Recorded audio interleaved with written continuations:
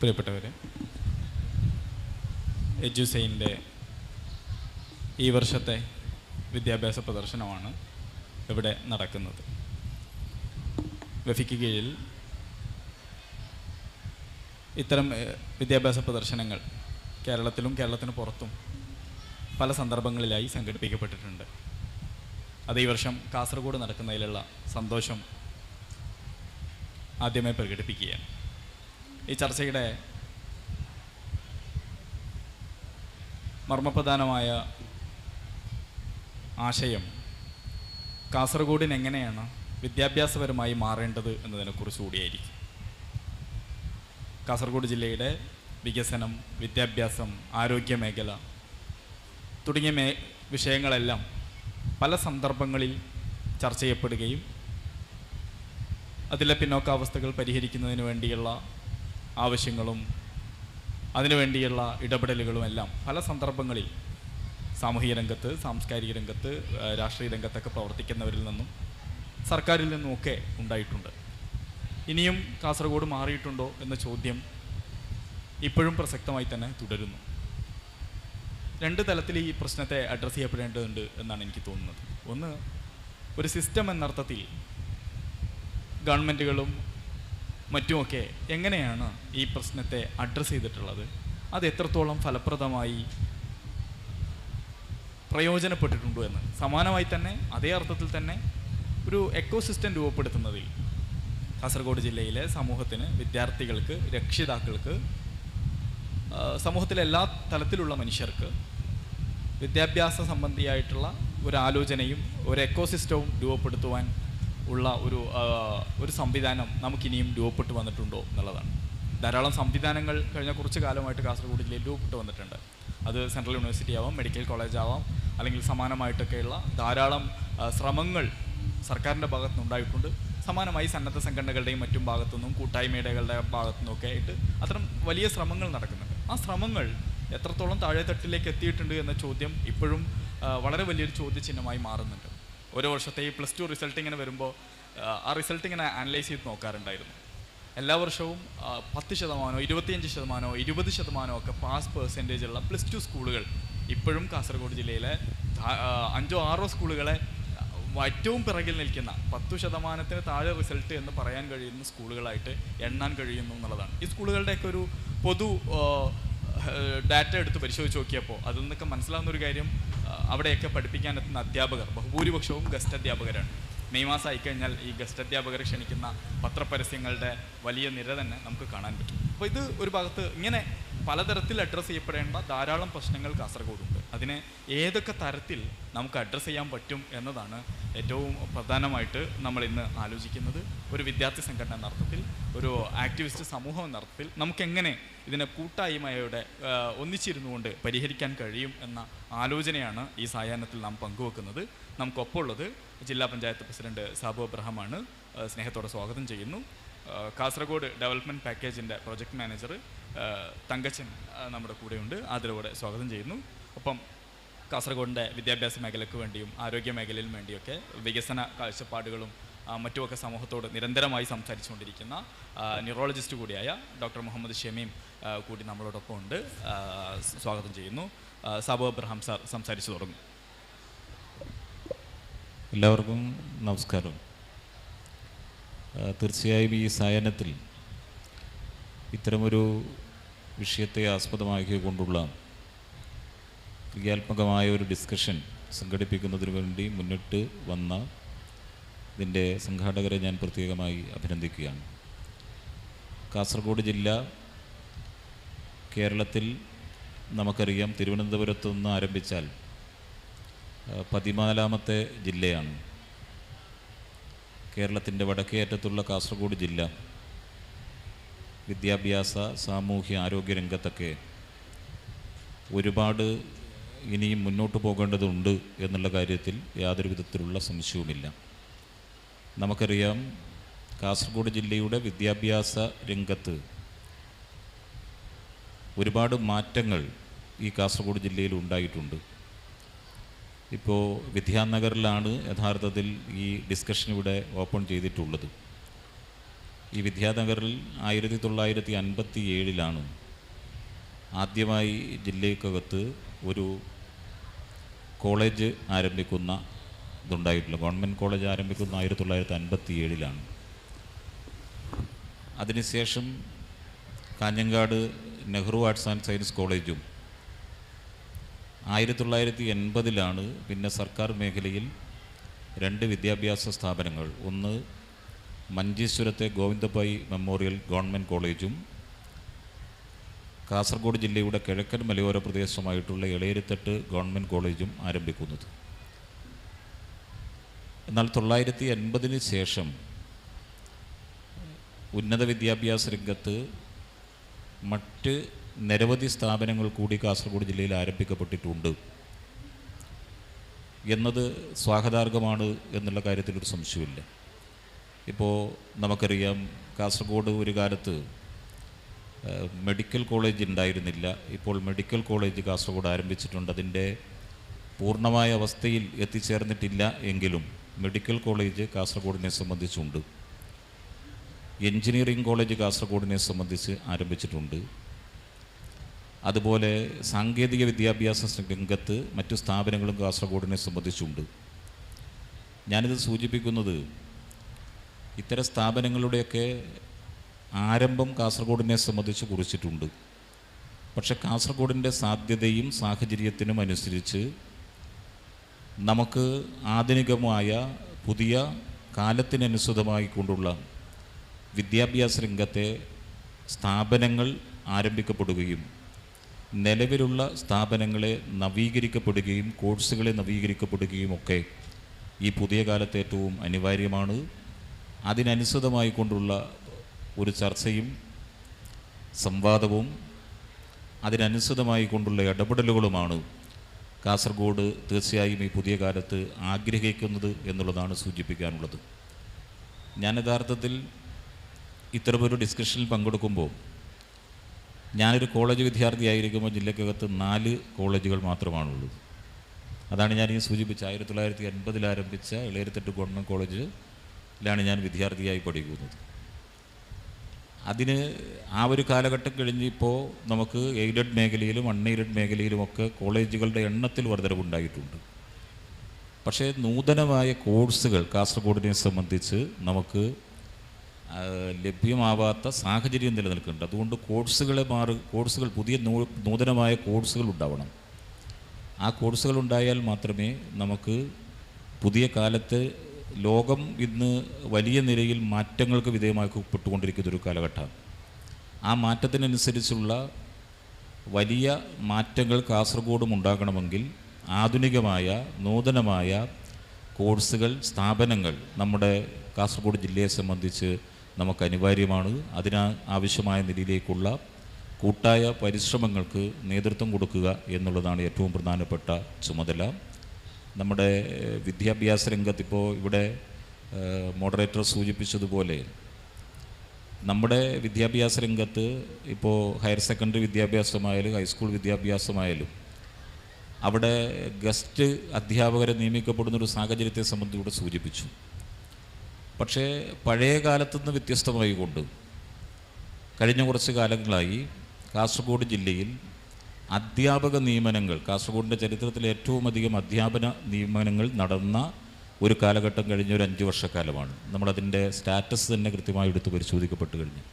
ഞാനിത് സൂചിപ്പിക്കുന്നത് ഈ ജില്ലയുടെ ഏറ്റവും വടക്കേ അറ്റമാണ് ദേലമ്പാടി എന്ന് പറയുന്ന കർണാടകത്തിൻ്റെ ബോർഡറിൽ കിടക്കുന്ന ഒരു പ്രദേശമാണ്. അവിടെ ദേലമ്പാടി സ്കൂളിനകത്ത് ഞാനൊരു പ്രോഗ്രാമിൽ പങ്കെടുക്കുന്നതിന് വേണ്ടി കഴിഞ്ഞ ദിവസം പോയിരുന്നു. അപ്പോൾ 1976 മുതൽ ആ സ്കൂളിൻ്റെ പ്രവർത്തനങ്ങളുണ്ട്. 76 വർഷമായ സ്കൂൾ പ്രവർത്തനം ആരംഭിച്ചിട്ട്. അപ്പോൾ ആ സ്കൂളിൻ്റെ ഹെഡ് മാസ്റ്റർ ആവശ്യപ്പെട്ട അവിടെ ഭൗതിക സാഹചര്യങ്ങളുടെ ചില പ്രയാസങ്ങൾ നിലനിൽക്കുന്നുണ്ട്. പക്ഷേ അവർക്കുള്ള ഒരു ഭാഗ്യം അവർ പറഞ്ഞത് കഴിഞ്ഞ 6 വർഷമായി എല്ലാ വിഷയങ്ങളും പഠിപ്പിക്കാൻ സ്ഥിരമായ അധ്യാപകർ അവിടെ ഉണ്ട് എന്നുള്ള അഭിപ്രായം അവിടെ സൂചിപ്പിച്ചിട്ടുണ്ട്. പക്ഷെ അത് എല്ലാ സ്ഥലങ്ങളിലും ഉണ്ടാകണം എന്നുള്ളതല്ല. അപ്പോൾ ആ നിലയിൽ ഒരു മാറ്റം ഉണ്ടായിട്ടുണ്ട്. അധ്യാപകരുടെ പുതിയ നിയമനങ്ങളെ സംബന്ധിച്ചൊക്കെ ഒരു മാറ്റം ഉണ്ടായിട്ടുണ്ട്. പക്ഷേ അത് എല്ലാ സ്ഥലങ്ങളിലും പൂർണ്ണാർത്ഥത്തിലുണ്ട് എന്നുള്ളൊരു അഭിപ്രായം ഞാൻ രേഖപ്പെടുത്തുന്നില്ല.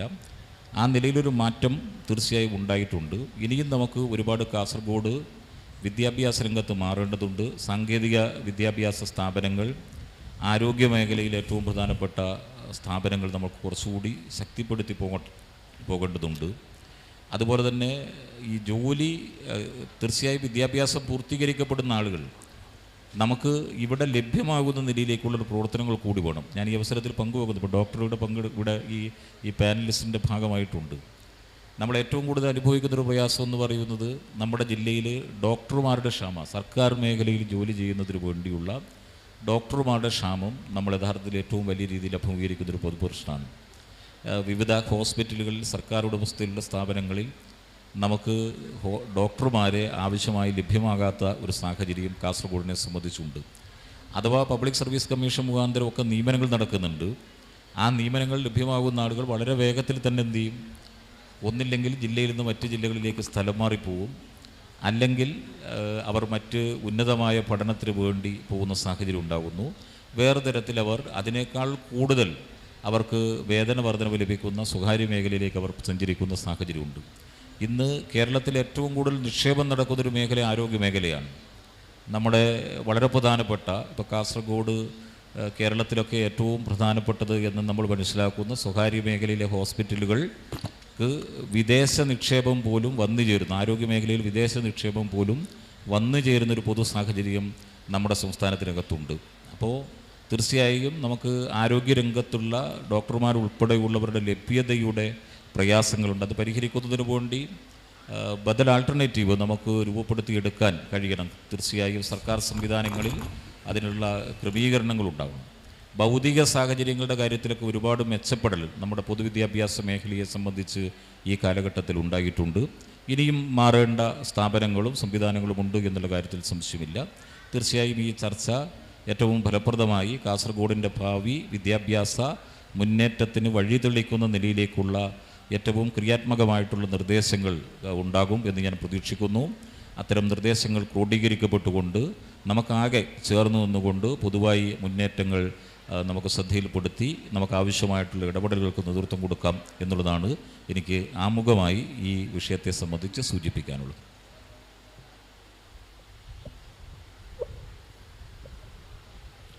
നമസ്കാരം. ഇന്നൊരു പാനൽ ചർച്ച പങ്കെടുക്കാനാണ് ഞാനും എത്തിച്ചേർന്നത്.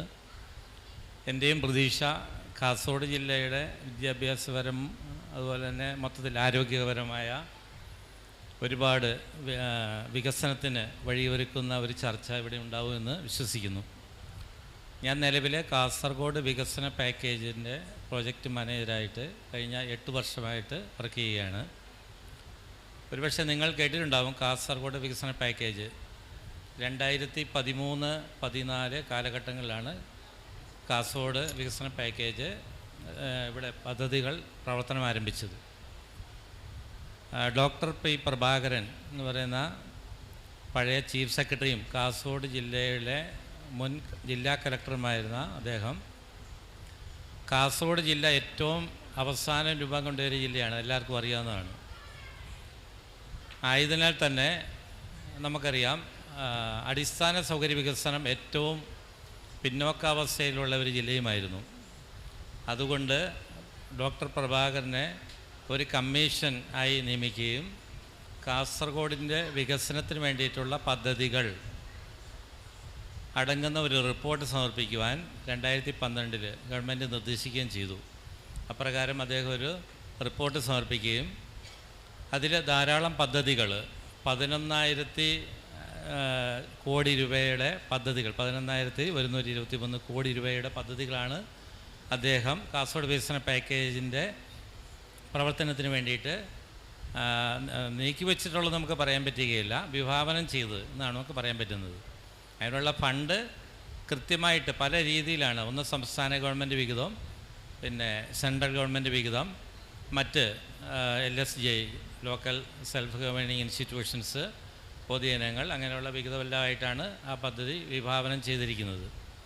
അപ്പോൾ ആയത് ഞാൻ പറഞ്ഞ പോലെ 2013-14 കാലഘട്ടം മുതൽ ജില്ലയിൽ പ്രവർത്തനം ആരംഭിക്കുകയും അത് വളരെ നല്ല രീതിയിൽ നടന്നുകൊണ്ടിരിക്കുകയുമാണ് ഇപ്പോൾ. അതിൽ ഒരു കാര്യം ഇപ്പോൾ നമ്മൾ വിദ്യാഭ്യാസം ആണ് നമ്മുടെ പ്രധാനപ്പെട്ട ഒരു ചർച്ചാ വിഷയം. എനിക്ക് ഉറപ്പിച്ച് പറയാൻ പറ്റും, കാസർഗോഡ് ജില്ലയിൽ വിദ്യാഭ്യാസത്തിൻ്റെ അടിസ്ഥാന സൗകര്യ വികസനം എന്നത് വലിയൊരു ചോദ്യചിഹ്നം തന്നെയായിരുന്നു ഈ 2013-14 കാലഘട്ടം മുതൽ. നമുക്ക് എല്ലാവർക്കും അറിയാവുന്നതാണ്. പല സ്കൂളുകൾക്കും നല്ല കെട്ടിടങ്ങളോ ലാബ്, ലൈബ്രറി, അല്ലെങ്കിൽ ടോയ്ലറ്റ് സൗകര്യം, അതുപോലെ തന്നെ മറ്റ് അടിസ്ഥാന സൗകര്യങ്ങൾ, ഇപ്പോൾ കമ്പ്യൂട്ടർ എഡ്യൂക്കേഷൻ കാര്യങ്ങൾ, ഇൻ്റർനെറ്റ് മുതലായ എല്ലാം വളരെ പിന്നോക്കാവസ്ഥയിലായിരുന്നു. പക്ഷേ നമ്മൾക്കറിയാം, മറ്റ് ജില്ലകൾ നമ്മൾ പരിഗണിച്ച് നോക്കുമ്പോൾ, അതായത് കാസർഗോഡ് ഏറ്റവും വടക്കേറ്റത്തെ ജില്ലയാണ്. മറ്റ് സൗത്ത് ഭാഗത്തെ മറ്റ് ജില്ലകളുമായിട്ട് നമ്മൾ തട്ടിച്ചു നോക്കുമ്പോൾ കാസർഗോഡ് ജില്ല ഏറ്റവും പിന്നാക്കാവസ്ഥ തന്നെയായിരുന്നു. ആയതിനാൽ വിദ്യാഭ്യാസപരമായ ഒരു ക്വാളിറ്റി, നല്ല ഒരു ക്വാളിറ്റിയോ വികസനമോ അന്ന് ഉണ്ടായിരുന്നില്ല. അപ്പോൾ അത് പരിഹരിക്കാൻ വേണ്ടിയിട്ടുള്ള ഒരു ശ്രമത്തിൻ്റെ ഭാഗമായിട്ട് ഏറ്റവും കൂടുതൽ പ്രാധാന്യം കൊടുത്തുകൊണ്ട് നമ്മൾ സ്കൂൾ എഡ്യൂക്കേഷന് വേണ്ടിയിട്ട് 191 പദ്ധതികൾ ഇതുവരെ പൂർത്തിയായി. 191 പദ്ധതികൾ. കുറച്ച് പദ്ധതികൾ നടന്നുകൊണ്ടിരിക്കുന്നു, ബാക്കി ഫുള്ള് നടപ്പിലാക്കി. 170 കോടി രൂപ ഇതിനു വേണ്ടി ചെലവഴിച്ചിട്ടുണ്ട്. കാസർഗോഡ് വികസന പാക്കേജിൽ ഏറ്റവും കൂടുതൽ പദ്ധതികൾ നടപ്പിലാക്കിയത് വിദ്യാഭ്യാസ പുരോഗതിക്ക് വേണ്ടിയിട്ടാണ്. 170 കോടി രൂപ നമ്മൾ ഇതുവരെ ചെലവഴിച്ചിട്ടുണ്ട്. അത് കഴിഞ്ഞിട്ടേ ഉള്ളൂ ആരോഗ്യം, മറ്റ് കാര്യങ്ങളെല്ലാം വരുന്നത്. ആരോഗ്യവിഭാഗത്തിന് ഞാൻ പറയുകയാണെങ്കിൽ 70 പദ്ധതികളാണ് നടന്നത്. 156 കോടി രൂപയാണ് ചെലവഴിച്ചിട്ടുള്ളത് ഇതുവരെ. അപ്പോൾ അങ്ങനെ നോക്കുമ്പോൾ ഇപ്പോൾ ധാരാളം സ്കൂളുകൾക്ക് കെട്ടിടങ്ങളുണ്ട്, അതുപോലെ തന്നെ കുട്ടികൾക്ക് കുടിവെള്ള സൗകര്യങ്ങൾ, ടോയ്ലറ്റ് സൗകര്യങ്ങൾ, ലാബ്, ലൈബ്രറി, മുതലായ സൗകര്യങ്ങൾ ഇപ്പോൾ ഉണ്ട് നിലവിൽ. അതുപോലെ തന്നെ പുതിയ കഴിഞ്ഞ 2 വർഷമായിട്ട് ഏതെങ്കിലും സ്കൂളുകൾ ഓടിട്ടതും വളരെ മോശമായ അവസ്ഥയിൽ പ്രവർത്തിക്കുന്നതുമായ സ്കൂളുകൾ ഓട് മാറ്റി കോൺക്രീറ്റ് ബിൽഡിങ് ചെയ്യാൻ വേണ്ടിയിട്ടുള്ള പദ്ധതികൾ നടപ്പിലാക്കിക്കൊണ്ടിരിക്കുകയാണ്. അപ്പോൾ അത്തരത്തിലുള്ള ധാരാളം പദ്ധതികൾ ഓരോ വർഷവും സ്കൂൾ എഡ്യൂക്കേഷന് വേണ്ടി നടപ്പിലാക്കിക്കൊണ്ടിരിക്കുന്നത് വിദ്യാഭ്യാസത്തിൻ്റെ ഉയർച്ചയ്ക്കും അതുപോലെ തന്നെ ക്വാളിറ്റി എഡ്യൂക്കേഷൻ കൊടുക്കുന്നതിന് വേണ്ടിയിട്ടുള്ള ഒരു ശ്രമത്തിൻ്റെ ഭാഗമാണ്. അപ്പോൾ നമുക്കിന്ന് ചർച്ച ചെയ്യേണ്ട പല വിഷയങ്ങളും ഇങ്ങനെ നമ്മൾ സൗകര്യങ്ങൾ കൊടുത്തായാലും അടിസ്ഥാന സൗകര്യത്തിൽ ധാരാളം പുരോഗതി ഉണ്ടായിട്ടുണ്ടെന്നുള്ള സംശയമൊന്നുമില്ല. എങ്ങനെയാണെങ്കിൽ പോലും കാസർഗോഡ് ജില്ല ഇപ്പോഴും പിന്നാക്കാവസ്ഥയിലാണ് എല്ലാ കാര്യത്തിലും എന്ന് നമുക്ക് ഏകദേശം പറയാൻ പറ്റും. കാരണം കുറച്ച് എക്സാമ്പിൾസ് നമുക്ക് പറയാൻ പറ്റും. പണ്ടേ നമ്മൾ പറയുന്നത് കേൾക്കുന്നതാണ്, കാസർഗോഡ് ജില്ലയിലേക്ക് സ്ഥലം മാറ്റം കിട്ടി അല്ലേ, സിനിമയിൽ കേൾക്കുന്നുണ്ട്. അതുപോലെ തന്നെ പല, അതായത് എന്താ പറയുന്നത്, പൊതുവായി നമ്മൾ കേട്ടിട്ടുണ്ട് കാസർഗോഡ് ജില്ലയിലേക്ക് സ്ഥലം മാറ്റം കിട്ടിയെന്ന്. അങ്ങനെ ഒരു പറയുന്നൊരു ജില്ലയാണ് നമ്മുടേത്. അപ്പോൾ കൂടുതലും നമുക്ക് നേരത്തെ ബഹുമാനപ്പെട്ട ജില്ലാ പഞ്ചായത്ത് പ്രസിഡന്റ് പറഞ്ഞതുപോലെ ഇവിടെ നിയമിക്കപ്പെടുന്ന ഡോക്ടർമാരധികം ഇവിടെ കൂടുതൽ കാലം വർക്ക് ചെയ്യാറില്ല, എത്രയും പെട്ടെന്ന് സ്ഥലം മാറി പോവുകയാണ്. ഇവിടെ ജോലി ചെയ്യുന്ന ഉദ്യോഗസ്ഥന്മാരും അതുപോലെ തന്നെയാണ് 1-2 വർഷത്തിനുള്ളിൽ ഇവിടെ നിന്ന് സ്ഥലം മാറി വരുമ്പോൾ തന്നെ സ്ഥലം മാറി പോകാൻ വേണ്ടിയിട്ടാണ് ശ്രമിക്കുന്നത്. അപ്പോൾ അങ്ങനെയുള്ള ഒരു അവസ്ഥാവിശേഷം കാസർഗോഡുണ്ട്. എന്താണ് കാരണം?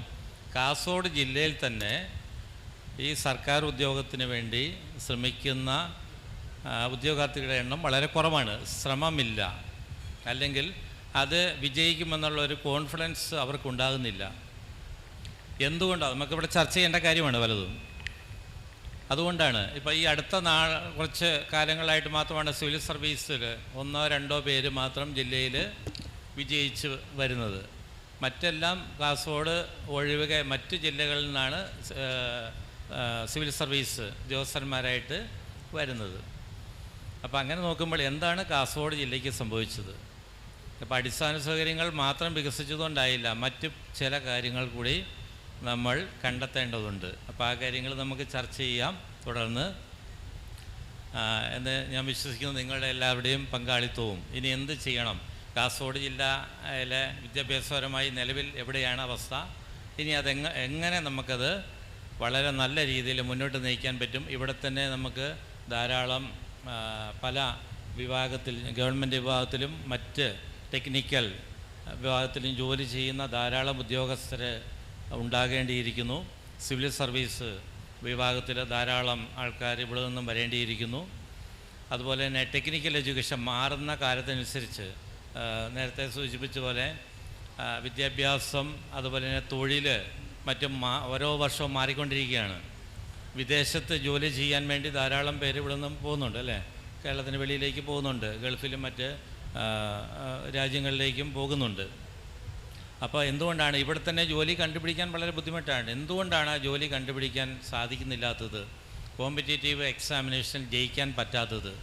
എന്താണ് ഉദ്യോഗാർത്ഥികളെ സംബന്ധിച്ചുള്ള കുറവുകൾ എന്ന് നമുക്ക് ചർച്ച ചെയ്യാം. ഞാൻ അടുത്ത സംസാരിക്കാൻ വേണ്ടി ഞാൻ ഡോക്ടറിന് കൈമാറുന്നു. ഈ ഒരവസരം എജുഷൈൻ എന്ന് പറയുന്ന പരിപാടിയിലേക്ക് വിളിച്ച സംഘാടകരാദ്യം നന്ദി അറിയിക്കുന്നു. ഈ ഒരു അവസരത്തിൽ നാം എപ്പോഴും കാസർഗോഡിൻ്റെ വികസന പ്രശ്നങ്ങളെക്കുറിച്ചാണ് പലപ്പോഴും ചർച്ച ചെയ്യാറ്. പക്ഷെ അതിനെ മറ്റൊരു ആംഗിളിൽ കാണാനാണ് ഞാൻ ശ്രമിക്കുന്നതും. എന്തുകൊണ്ടാണ് പ്രശ്നങ്ങൾ, എന്തുകൊണ്ടാണ് കാസർഗോഡിൻ്റെ വികസന പ്രശ്നങ്ങളെന്ന് നാം, അല്ലെങ്കിൽ ഇപ്പോൾ ഉദാഹരണത്തിന് മെഡിക്കലി ടേംസ് പറയുകയാണെങ്കിൽ, ഒരു രോഗിക്ക് സ്ട്രോക്ക് വരുന്നു, നാം മരുന്ന് കൊടുക്കുന്നു, വീണ്ടും സ്ട്രോക്ക് വരുന്നു, മരുന്നുകൾ മാറ്റുന്നു, വീണ്ടും സ്ട്രോക്ക് വരുന്നെങ്കിൽ അടുത്ത രണ്ടാമത്തെ സ്ട്രോക്ക് വരുമ്പോൾ തന്നെ നാം കൂടുതലായി ചിന്തിക്കും എന്തുകൊണ്ടാണ് കാസർഗോഡിൻ്റെ പ്രശ്നങ്ങൾ, എന്തുകൊണ്ടായിരിക്കും എന്നുള്ള എൻ്റെ, അല്ലെങ്കിൽ ഞാൻ കണ്ടെത്തിയ, ഞാൻ ഈ നാടിൽ പഠിച്ച് വളർന്ന് ഈ സാറ് പറഞ്ഞ കോമ്പറ്റേറ്റീവ് എക്സാംസിൻ്റെ അതിനഭിമുഖീകരിക്കുന്ന പ്രശ്നങ്ങളൊക്കെ 3 ഓൾ ഇന്ത്യ ലെവലുള്ള കോമ്പറ്റേറ്റീവ് എക്സാംസിൽ പ്രിപ്പയർ ചെയ്ത് വന്ന ഒരാളായതുകൊണ്ട് ഇതിനെക്കുറിച്ച് കൂടുതൽ ചർച്ച ചെയ്തിട്ടുണ്ട്, സംസാരിച്ചിട്ടുണ്ട്. 2 ഘട്ടമായി, അല്ലെങ്കിൽ 2 വിഭാഗമായി ഈ പ്രശ്നങ്ങളെ നാം കാണേണ്ടതുണ്ട്. ഒന്ന്, കേരളത്തോട് ഞാൻ രാഷ്ട്രീയമെന്ന് പറയുമ്പോൾ കക്ഷി രാഷ്ട്രീയമല്ല, കേരളത്തിൻ്റെ പൊതുസമൂഹത്തിൻ്റെ കാസർഗോഡിനോടുള്ള രാഷ്ട്രീയ കാഴ്ചപ്പാട്. കാസർഗോഡ്, ഞാൻ കോഴിക്കോട് വർക്ക് ചെയ്തിട്ടുണ്ട്, തിരുവനന്തപുരം വർക്ക് ചെയ്തിട്ടുണ്ട്, തിരുവനന്തപുരം ജോയിൻ ചെയ്തിട്ടുണ്ട്, അവിടെ PG DM ചെയ്തിട്ടുണ്ട്. 100% മറ്റുള്ള സംസ്ഥാനങ്ങളെ പോലെയല്ല, ജില്ലകളെ പോലെയല്ല കാസർഗോഡിനെ കേരളത്തിൻ്റെ മറ്റു വിഭാഗം കാണുന്നത്.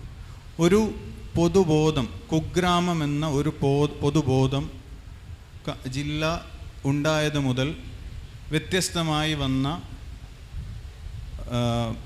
1950 മുതൽ വന്ന എല്ലാ പൊതുസമൂഹവും നമ്മോട് കാണിച്ചിട്ടുണ്ട് എന്നുള്ളത് നിസ്സംശയം പറയാം. അതിന് വരുന്ന ഏറ്റവും വലിയ ഉദാഹരണമാണ് ഈ പണിഷ്മെൻറ്റ് ട്രാൻസ്ഫർ. ഈ പണിഷ്മെൻറ്റ് ട്രാൻസ്ഫറിൻ്റെ ഈ അടുത്തെന്ന് പറയുമ്പോൾ 2019 പോലും ഒരു ആരോഗ്യ വകുപ്പിലെ കൈക്കൂലി വാങ്ങിയൊരു ഉദ്യോഗസ്ഥനെ ഇങ്ങോട്ടേക്ക് ട്രാൻസ്ഫർ ആവുകയും അത് ചർച്ച ചെയ്യപ്പെട്ട് അത് മാറ്റേണ്ട ഒരു അവസ്ഥ വരെ കഴിഞ്ഞ 5 വർഷം മുമ്പ് വരെ ഉണ്ടായിട്ടുണ്ട്. ഈ പൊതുബോധത്തിൻ്റെ എത്രത്തോളം ഡെപ്താണ് നമ്മളെ മാറ്റി നിർത്തുന്ന കേരള സമൂഹം കാസർഗോഡ് ജില്ലയെ കാണുന്ന ജനതയെ കാണുന്നതിൻ്റെ ഏറ്റവും വലിയ ഉദാഹരണം ഞാൻ എല്ലായിടത്തും ഉദ്ധരിക്കുന്ന ഉദാഹരണം പറയാം. തിരുവനന്തപുരം മെഡിക്കൽ കോളേജിൽ അന്യസംസ്ഥാന തൊഴിലാളി മുത്തു എന്ന് പറയുന്ന, എനിക്ക് പേര് കൃത്യമായി ഓർമ്മയില്ല, ഒരു തമിഴ് തൊഴിലാളി, ഞാൻ വർക്ക് ചെയ്ത സൂപ്പർ സ്പെഷ്യാലിറ്റി ബ്ലോക്കിൽ നിന്ന് വെന്റിലേറ്ററിൻ്റെ അഭാവം കാരണം തൊട്ടപ്പുറത്തെ MSB ബ്ലോക്കിലേക്ക് മാറുന്ന സമയത്ത് വെന്റിലേറ്റർ ലഭിക്കാതെ ആ സംസ്ഥാന തൊഴിലാളി മരണപ്പെട്ടു. അന്നത്തെ ആരോഗ്യമന്ത്രിക്ക് തെരുവിൽ വന്ന് പ്രസ്സിനോട് സംസാരിക്കേണ്ട ഒരു അവസ്ഥയിലേക്ക് എത്തി. അത്രത്തോളം ചർച്ച ചെയ്യപ്പെട്ടു. അതേ സംസ്ഥാനത്തിൻ്റെ ഇങ്ങേയറ്റത്ത് ഒരു ബോർഡർ അടച്ചതിൻ്റെ പേരിൽ 14 മരണങ്ങളാണ് സംഭവിച്ചത്. 14 മരണങ്ങൾ. ആ 14 മരണങ്ങൾ ഒരൊറ്റ പ്രൈം ന്യൂസ് ചർച്ചയിൽ നിന്ന്, ആ ചർച്ചയിൽ പങ്കെടുത്ത ആളാണ് ഞാൻ, ആ ചർച്ചയിൽ ഒതുങ്ങിപ്പോയി എന്നുള്ളതാണ് ഈ പ്രശ്നത്തിൻ്റെ കാരണം. ഇതാണ് നമ്മളോട് കേരള സമൂഹം കാലങ്ങളായി കാണിച്ചുകൊണ്ടിരിക്കുന്നത്. ഇതിനെ ജാതി വ്യവസ്ഥയിൽ കാണുന്ന താഴ്ന്ന ജാതി എന്ന് പറയപ്പെടുന്ന, എന്തുകൊണ്ടാണ് ഇവർ SC/ST നാം ലോവർ കാസ്റ്റ് എന്ന ഇൻവേർട്ടഡ് കോമയിൽ പറയുന്നത്? കാലങ്ങളായി അവർ അടിച്ചമർത്തപ്പെട്ടവരാണ്. ഈ അടിച്ചമർത്തിയവരാരാണ്? അതുപോലെ തന്നെ കാസർഗോഡിനെ ഒരു പൊതുസമൂഹം, കേരളത്തിൻ്റെ മലയാള പൊതുസമൂഹം കാസർഗോഡിനെ അടിച്ചമർത്തിയത് തന്നെയാണ്. ഇത് തന്നെയാണ് ഏറ്റവും വലിയ ഉദാഹരണം. ഇതിന് ഞാൻ ട്രിവാൻഡ്രത്തുനിന്ന് കോവിഡ് ബാച്ചിൽ, ട്രിവാൻഡ്രം മെഡിക്കൽ കോളേജിൽ നിന്ന് കോവിഡ് ബാച്ചിൽ എന്നെ നിയോഗിപ്പിച്ചപ്പോൾ ഏകദേശം 27 പേരുണ്ടായിരുന്നു. ഇത് ഞാൻ കള്ളം പറയുന്നതല്ല. എന്നോട് അവിടുത്തെ അതിലുണ്ടായിരുന്നൊരു ഡോക്ടർ ചോദിച്ചതാണ്, ഞങ്ങൾക്ക് അങ്ങോട്ട് വരാൻ പേടിയാണ്. എന്തുകൊണ്ടെന്ന് വെച്ച് കഴിഞ്ഞാൽ ജനങ്ങൾ ഈ കോവിഡ് പോസിറ്റീവ് ആൾക്കാരെല്ലാം പടർത്താൻ വേണ്ടി തുപ്പിക്കളയും മുഖത്തേക്ക് എന്നുള്ള ന്യൂസൊക്കെയാണ് കാസർഗോഡ് നിന്നൊക്കെ വരുന്നത്. ഇത് നമ്മൾ ഒരു പുറത്ത് ജില്ലയിൽ നിന്ന് പോയാൽ, കാസർഗോഡിൻ്റെ പാരമ്പര്യം അങ്ങനെയല്ല.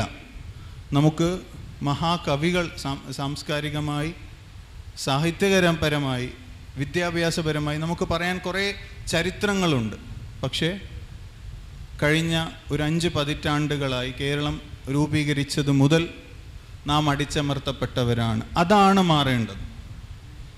നാം ഇന്ന് മെഡിക്കൽ കോളേജിൻ്റെ ഉദ്ഘാടനത്തെക്കുറിച്ചാണ് ചർച്ച ചെയ്യുന്നത്. കോഴിക്കോട് ചർച്ച ചെയ്യുന്നത് ലിവർ ട്രാൻസ്പ്ലാന്റിനെ കുറിച്ചാണ്. കോട്ടയം ചർച്ച ചെയ്യുന്നത് ലിവർ ട്രാൻസ്പ്ലാന്റിനെ കുറിച്ചാണ്, ലങ് ട്രാൻസ്പ്ലാന്റിനെ കുറിച്ചാണ്. നാം അതേ സംസ്ഥാനത്തിൻ്റെ അതേ ലെവൽ ടാക്സ് കൊടുക്കുന്ന, അതേ ആരോഗ്യ ഇൻഷുറൻസിന് പര്യാപ്തമുള്ള ആളുകൾ. നാം ഇപ്പോൾ ചർച്ച ചെയ്യുന്നത് മെഡിക്കൽ കോളേജിൻ്റെ ഉദ്ഘാടനത്തെക്കുറിച്ചാണ്. ഇനി ഒരു ഉദാഹരണം കൂടി പറയാം. ഞാൻ എൻ്റെ മെഡിക്കൽ ഫീൽഡിനെ അഭിമുഖീകരിക്കുന്നത് കൊണ്ട് പറയാം. കാസർഗോഡ് ജില്ലയിൽ, തിരുവനന്തപുരത്ത് ഒരാൾക്ക് സ്ട്രോക്ക് വന്നാൽ ഫ്രീ ആയിട്ടാണ് സ്ട്രോക്കിനുള്ള ഇഞ്ചക്ഷൻ. ഇവിടെ അത് കൊടുക്കാനുള്ള സൗകര്യം പോലും കഴിഞ്ഞ 5 വർഷം മുമ്പ് ഉണ്ടായിരുന്നില്ല. ഞാനിവിടെ വരുന്ന സമയത്ത് ഏറ്റവും വലിയ ചലഞ്ച് എനിക്ക്, പ്രൈവറ്റ് മേഖലയിലാണെങ്കിലും, കണ്ണൂർ കഴിഞ്ഞാൽ തലപ്പാടി ബോർഡർ വരെയുള്ള 160 കിലോമീറ്റർ സെക്ടറിൽ ഒരു സ്ട്രോക്ക് യൂണിറ്റ് തുടങ്ങുക എന്നുള്ളതായിരുന്നു. ഈ 150 സെക്ടറിൻ്റെ കാര്യം ഞാൻ സംസാരിക്കുന്നത് UP-യിലല്ല, ബീഹാറിലല്ല, കേരളത്തിൻ്റെ ഒരു ജില്ലയിൽ 160 കിലോമീറ്റർ സ്ട്രെച്ചിൽ ഒരു സ്ട്രോക്ക് യൂണിറ്റ് ഇല്ല എന്നുള്ളതാണ്. അപ്പോൾ നാം എവിടെയാണ്? നാം ഇന്നും 2-3 പതിറ്റാണ്ട് പിന്നിലാണ് മറ്റുള്ള ജില്ലകളെ സംബന്ധിച്ചിടത്തോളം. ഈ പ്രശ്നത്തിൻ്റെ അടിസ്ഥാനമായിട്ടുള്ള ആദ്യത്തെ കാര്യം ഈ കുഗ്രാമം എന്ന പൊതുബോധമാണ്. ഇങ്ങനെയൊക്കെ മതി കാസർഗോഡ് എന്നുള്ള, അല്ലെങ്കിൽ ഇങ്ങനെയാണ് എന്നുള്ളതിൻ്റെ. ഇനി ഇങ്ങനെയല്ല എന്ന് പറയാനുള്ള രാഷ്ട്രീയ ശക്തി ഇവിടെ ഇല്ലാതായി പോയി എന്നുള്ളതും കൂടിയാണ്. അതിന് മാറ്റങ്ങൾ വരുന്നുണ്ട്, ഇല്ല എന്നല്ല. ഞാനിതിൻ്റെ പതിറ്റാണ്ടുകളുള്ള പ്രശ്നങ്ങളെ കുറിച്ച് പറയുകയാണ്. ഇനി നാം മറ്റുള്ള ജില്ലകളെ പോലെ ആകണമെങ്കിൽ 20-30 കൂടുതൽ സ്പീഡിൽ ഓടേണ്ടതുണ്ട്. ഇനി രണ്ടാമത്തെ കാര്യം, ഈ പറയുന്ന സമൂഹം, നമുക്ക് ഈ പൊതുബോധമുണ്ടായിരുന്നു, ജനങ്ങൾ നമ്മോട് പൊതുബോധമുണ്ടായിരുന്നു എന്ന് നാം പറയുന്നുണ്ട്. നമുക്ക് ഡെവലപ്മെൻ്റ് ഇല്ല, വിദ്യാഭ്യാസ മേഖലയിലാണെങ്കിലും ഡെവലപ്മെൻറ്റിൽ. പൊതുസമൂഹം എന്താണ് ഈ ഡെവലപ്മെൻറ്റിന് വേണ്ടി കാഴ്ചവെക്കുന്നത്, അല്ലെങ്കിൽ എന്താണ് അവരുടെ സംഭാവന? അവിടെയാണ് നാം ഫെയിലിയറിൻ്റെ രണ്ടാമത്തെ കാരണം. ഹ്യൂമൻ റിസോഴ്സ് ഇല്ലായ്മയാണ് കാസർഗോഡ് ജില്ലയെ സംബന്ധിച്ചിടത്തോളം ഏറ്റവും വലിയ രണ്ടാമത്തെ പ്രശ്നം. ഇന്ന് ഞാനൊരു ന്യൂറോളജിസ്റ്റാണ്. കാസർഗോഡ് ജില്ലയിൽ സർക്കാർ മേഖലയിൽ തസ്തികകൾ 3 എണ്ണമുണ്ട്. അതിൽ കഴിഞ്ഞ 2 വർഷമായി ആളുകൾ വന്നു പോകുന്നു. സ്ഥിരമായിട്ടുള്ള ആളുകളില്ല എന്നുള്ളതാണ് ഏറ്റവും വലിയ പ്രശ്നം. നമുക്ക് ഇപ്പോൾ കാസർഗോഡ് ജില്ലയിൽ കാസർഗോഡുകാരായിട്ടുള്ള ഒരു 10 ന്യൂറോളജിസ്റ്റ് ഉണ്ടാകുന്ന ഒരു സിറ്റുവേഷൻ ഒന്ന് ചിന്തിച്ചു നോക്കൂ. ഒരിക്കലും നമുക്ക് ഈ അഭാവം ഉണ്ടാവുകയില്ല. അത് എല്ലാ മേഖലയിലും, ആരോഗ്യ മേഖലയിൽ നിന്നല്ല. സാറ് നേരത്തെ പറഞ്ഞ പോലെ കാസർഗോഡ് ജില്ലക്കാരനായ ഒരു കളക്ടർ ഉണ്ടാവുകയാണെങ്കിൽ, കാസർഗോഡ് ജില്ലക്കാരനായ ഒരു IPS ഓഫീസർ ഉണ്ടാവുകയാണെങ്കിൽ, എല്ലാ മേഖലയിലും നമുക്ക് ആസ് എ സൊസൈറ്റി ഹ്യൂമൻ റിസോഴ്സിനെ സിസ്റ്റത്തിലേക്ക് സപ്ലൈ ചെയ്യാൻ പറ്റുന്നില്ല എന്നുള്ളതാണ് ഏറ്റവും വലിയ പ്രധാനം. ഈ അടുത്തൊരു സ്കൂളിൽ +1 +2 പഠിക്കുന്ന വിദ്യാർത്ഥി ഇവിടെ തന്നെ സ്കൂളിൽ കാസർഗോഡ് ജില്ലയിൽ എന്നെ ഒരു ടോക്ക് വിത്ത് എ ന്യൂറോളജിസ്റ്റ് എന്നുള്ള ഗസ്റ്റായി പോയി. ഞാൻ ചോദിച്ചു എത്ര പേർക്ക് ഡോക്ടർ ആവണം? അതിൽ 50 പേരെങ്കിലും കൈപൊക്കിയിട്ടുണ്ടാവും. 100-ൽ പരം കുട്ടികളുണ്ടായിരുന്നു. എത്ര പേർക്ക് കാസർഗോഡ് പ്രാക്ടീസ് ചെയ്യുന്ന ഡോക്ടർ ആവണമെന്ന് ചോദിച്ചപ്പോൾ ഒരൊറ്റ കുട്ടി മാത്രമേ കൈപൊക്കിയുള്ളൂ. ബാക്കി 49 പേരും കൈ താഴ്ത്തി. ഈ ഒരു ഇക്കോ സിസ്റ്റമാണ് നാം മാറേണ്ടത്. അതെങ്ങനെയാണ് മാറ്റേണ്ടത്? അതിനെങ്ങനെയാണ് പരിഹരിക്കേണ്ടത്? അതിനെ നാം ചർച്ച ചെയ്യേണ്ടത്, നാം സംസാരിക്കേണ്ടത് വരുന്ന തലമുറയോടാണ്. അടുത്ത 10 വർഷത്തിൽ നമ്മുടെ കസേരകളിൽ ഇരിക്കേണ്ട ഒരു സമൂഹത്തെയാണ് നാം മാറ്റിയെടുക്കേണ്ടത്. അതിനാണ് വിദ്യാഭ്യാസ വിപ്ലവം കൊണ്ടുവരേണ്ടത്. അതിന് ഏറ്റവും വലിയ ഉദാഹരണമാണ് മലപ്പുറം ജില്ല. മലപ്പുറം ജില്ല 2021-22 ജില്ലാ പഞ്ചായത്തിൻ്റെ അന്നത്തെ കണക്കുകൾ എടുത്തു നോക്കിയാൽ SLC പാസ് പെർസെൻറ്റേജ് 33%. അന്ന് അവരൊരു പ്രോഗ്രാം കൊണ്ടുവന്നു, വിജയബേരി എന്ന് പറഞ്ഞുകൊണ്ട്. എല്ലാ സ്കൂളിലും അതിനെ യൂണിറ്റ് ഉണ്ടാക്കി 3 ഘട്ടങ്ങളായി തിരിച്ചു. കുട്ടികളുടെ മാതാപിതാക്കളെ അതിനെ ഉണർവ് എന്ന് പേരിട്ടു. അങ്ങനെ വ്യത്യസ്തമായ ഇടപെടലുകളിലൂടെ SLC പരീക്ഷ അതിൻ്റെ അവരുടെ ജില്ലാ പഞ്ചായത്തിൻ്റെ വെബ്സൈറ്റിൽ നോക്കിയാൽ നമുക്ക് കാണാം വിജയബേരിക്ക് മുമ്പും വിജയബേരിക്ക് ശേഷം. നാം അടുത്ത തലമുറയാണ് വാർത്തെടുക്കേണ്ടത്. മെഡിക്കൽ കോളേജിൻ്റെ കാര്യം പറഞ്ഞു. 80 കോടിയോ 120 കോടിയോ കിട്ടിയാൽ മെഡിക്കൽ കോളേജ് പ്രാവർത്തികമാകുമെന്ന് നമുക്ക് തോന്നുന്നുണ്ടോ? ഒരു മെഡിക്കൽ കോളേജ് ഇന്നും നമുക്ക് ഉപകാരമുള്ള ജനങ്ങൾക്ക് സാധാരണ രീതിയിൽ കോഴിക്കോടോ കോട്ടയോ ആലപ്പുഴയോ തൃശ്ശൂർ പോലുള്ള മെഡിക്കൽ കോളേജ് ആയി മാറണമെങ്കിൽ 2 പതിറ്റാണ്ടെങ്കിലും വേണ്ടി വരും. എന്തുകൊണ്ടാണെന്നല്ലേ? ആദ്യം MBBS ബാച്ച് വരണം, ഇൻറ്റേൺഷിപ്പ് ബാച്ച് വരണം. മെഡിക്കൽ കോളേജിൻ്റെ പവർ ഫോഴ്സ് എന്ന് പറയുന്നത് അവിടുത്തെ സ്റ്റുഡൻസാണ്, അവിടുത്തെ PG സ്റ്റുഡൻസാണ്, അവിടുത്തെ സൂപ്പർ സ്പെഷ്യാലിറ്റി സ്റ്റുഡൻസാണ്. PG ബാച്ച് കിട്ടണമെങ്കിൽ തന്നെ 7-8 വർഷം എടുക്കും. അത് കഴിഞ്ഞ് സൂപ്പർ സ്പെഷ്യാലിറ്റി വന്ന്, അപ്പം നാം വരുന്ന തലമുറയാണ് മാറ്റിയെടുക്കേണ്ടത്. ഒരു വിദ്യാഭ്യാസ വിപ്ലവത്തിലൂടെയാണ് നാം മാറ്റിയെടുക്കേണ്ടത്. ഇതിനൊരു ഉദാഹരണം കൂടി പറഞ്ഞ് ഞാൻ നിർത്താം. അന്ന് കോവിഡ് ബാച്ചിൽ വന്നിരുന്ന ഡോക്ടർ പ്രവീൺ സാർ ഉണ്ടായിരുന്നു. അദ്ദേഹം TB പൾമണോളജിസ്റ്റാണ്. അദ്ദേഹം പഠിച്ചത് മഞ്ചേരി സ്കൂളിലാണ്. അദ്ദേഹം പറഞ്ഞത്, അന്ന് അദ്ദേഹം സ്കൂളിൽ അദ്ദേഹത്തിൻ്റെ അമ്മ അവിടെ, അദ്ദേഹം കൊല്ലംകാരനാണ്, അമ്മ ടീച്ചറാണ്, മഞ്ചേരിയിലാണ് പഠിച്ചത്.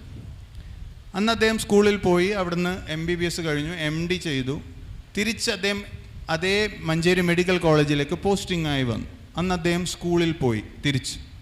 അദ്ദേഹം പറഞ്ഞ ഡിഫറൻസ്, ഈ 15 വർഷത്തെ ഡിഫറൻസ് എന്തെന്ന് വെച്ച് കഴിഞ്ഞാൽ, ഞാൻ പഠിക്കുന്ന സമയത്ത് ഒരൊറ്റ മലപ്പുറത്തെ ടീച്ചർ പോലും ഉണ്ടായിരുന്നില്ല. പക്ഷെ ഞാൻ MD ആയി കഴിഞ്ഞ് വന്നപ്പോൾ അവിടെ ഒരൊറ്റ മലപ്പുറമല്ലാത്തൊരു ടീച്ചറോ അധ്യാപകനോ ഇല്ല എന്നുള്ളത്. ഇതാണ് ഒരു സമൂഹത്തെ മാറ്റിമറിക്കേണ്ടത്. സമൂഹം, സിസ്റ്റം നമ്മളെ കാണുന്ന രീതിയും നാം സിസ്റ്റത്തിന് കൊടുക്കുന്ന കോൺട്രിബ്യൂഷനുമാണ് നാം മാറ്റിയെടുക്കേണ്ടത്. ഇന്നും നിങ്ങൾ നോക്കിയാൽ, ഞാൻ 2005 MBBS +1 +2 ജോയിൻ ചെയ്യുന്നത്. അന്ന് 180 ബയോളജി സയൻസുള്ള കുട്ടികളുടെ ബാച്ചിൽ നിന്ന് 2 പേരാണ് MBBS ജോയിൻ ചെയ്തത്. ഇന്നും നിങ്ങൾ എടുത്തു നോക്കുക, ചട്ടഞ്ചാലോ ചെമ്മനാടോ ഹയർ സെക്കൻഡറി സ്കൂളിലെ കുട്ടികളിൽ നിന്ന് എത്ര പേര് MBBS ഓപ്റ്റ് ചെയ്യുന്നുണ്ട്? ഇന്നലെ എൻ്റെ അടുത്തൊരു കുട്ടി വന്നിരുന്നു, എൻ്റെ പാരൻറ്റിൻ്റെ മകൾ. അവർ പറഞ്ഞത്, അവൾ സ്കൂൾ ടോപ്പറാണ്, ഹൈ ടോപ്പ് മാർക്കിംഗ് ഉള്ള ആളാണ്. പക്ഷെ അവരൊരു എൻട്രൻസ് കോച്ചിങ്ങിന് വേണ്ടി എൻട്രൻസ് എക്സാമിന് പോയപ്പോൾ വളരെ പരാജിതമായിരുന്നു ആ കുട്ടിയുടെ അവസ്ഥ. കാഴ്ചപ്പാടുകൾ, ഒരു സൊസൈറ്റിക്ക് വരും തലമുറ എന്താണ് ചെയ്യേണ്ടതെന്നും അടുത്ത തലമുറ ആണ് ഈ നാടിനെ നയിക്കേണ്ടതുമെന്നുമുള്ള കാഴ്ചപ്പാടുണ്ടാക്കുന്നതോടൊപ്പം ഈ സിസ്റ്റത്തെ മാറ്റിയെടുക്കേണ്ട ചുമതല സമൂഹമെന്ന നിലയിൽ നമുക്കും ഈ സമൂഹത്തെ കാണുന്ന സിസ്റ്റത്തിൻ്റെ കാഴ്ചപ്പാടും മാറേണ്ടതുണ്ട്. ഇതാണ് പ്രശ്നപരിഹാരം. ഇത് മാത്രമേ ഉള്ളൂ എൻ്റെ കാഴ്ചപ്പാടിൽ പ്രശ്നപരിഹാരം. തീർച്ചയായിട്ടും നമ്മൾ ഈ ചർച്ചയുടെ ഒരു ഷമീം നേരത്തെ പറഞ്ഞ പോലെ തന്നെ കാസർഗോഡ് ജില്ലയെ ഏറ്റവും നമ്മൾ ചേർത്ത് വെച്ച് ഇങ്ങനെ വായിക്കാൻ തോന്നുന്നത് മലപ്പുറത്തെക്കുറിച്ച് തന്നെയാണ്. മലപ്പുറത്ത് വിജയബേരി പ്രോജക്റ്റിന് ശേഷം അല്ലെങ്കിൽ ഇന്ന് നമ്മൾ മലപ്പുറത്തെ ഓരോ ചെറിയ ടൗണിൽ പോയാൽ പോലും അവിടെ ധാരാളം എൻട്രൻസ് കോച്ചിങ് സെൻറ്ററുകൾ, അവിടെ പഠിക്കുന്ന കുട്ടികൾ ഇത് കാണാൻ പറ്റും. കാസർഗോഡ് ടൗണിൽ പോലും ഒരു എൻട്രൻസ് കോച്ചിങ് സെൻറ്റർ ഉണ്ടോ എന്ന് വെച്ചാൽ എനിക്ക് കണ്ടിട്ടില്ല. പലതരത്തിൽ ഞാനതിൻ്റെ വ്യവസായത്തെക്കുറിച്ചൊന്നല്ല സംസാരിക്കുന്നത്, മറിച്ച് എൻട്രൻസ് കോച്ചിങ് സെൻറ്ററുകൾ നടത്തുന്ന വലിയ ആളുകളായിട്ട് പലപ്പോഴും കോഴിക്കോട് ഉള്ള പല സംരംഭങ്ങളുമായിട്ട് സംസാരിക്കുമ്പോൾ നിങ്ങൾക്ക് എന്തുകൊണ്ട് കാസർഗോഡ് വന്നുകൂടാ എന്ന് ചോദിക്കുമ്പോൾ അവർക്ക് ഉത്തരവൊന്നുമില്ല. കാസർഗോഡ് അത് നടക്കുമോ എന്നതാണ് അവരുടെ ചോദ്യം. ഒരു എൻട്രൻസ് കോച്ചിങ് സെൻറ്റർ പോലും ഇത്രയധികം കുട്ടികൾ പഠിക്കുന്നതിന് കുട്ടികളുടെ പോപ്പുലേഷൻ്റെ കുറവൊന്നുമല്ലല്ലോ. ഇത്രയധികം സ്കൂളുകളുണ്ട്, ഈ സ്കൂളുകളിൽ ഇത്രയധികം വിദ്യാർത്ഥികളുണ്ട്. പക്ഷെ എന്തുകൊണ്ടായിരിക്കും അത്തരം സംരംഭങ്ങൾ പോലും ഇല്ലാത്തതെന്നുള്ളത് നമ്മളിപ്പോഴും ഇങ്ങനെ സംശയത്തോട് നോക്കിക്കാണാണ്. ഈ എക്കോസിസ്റ്റത്തെ മാറ്റാൻ വേണ്ടി കാസർഗോഡ് ജില്ലയിലെ രക്ഷിതാക്കൾ മാറണം, സമൂഹം മാറണം, വിദ്യാർത്ഥികൾ മാറണം.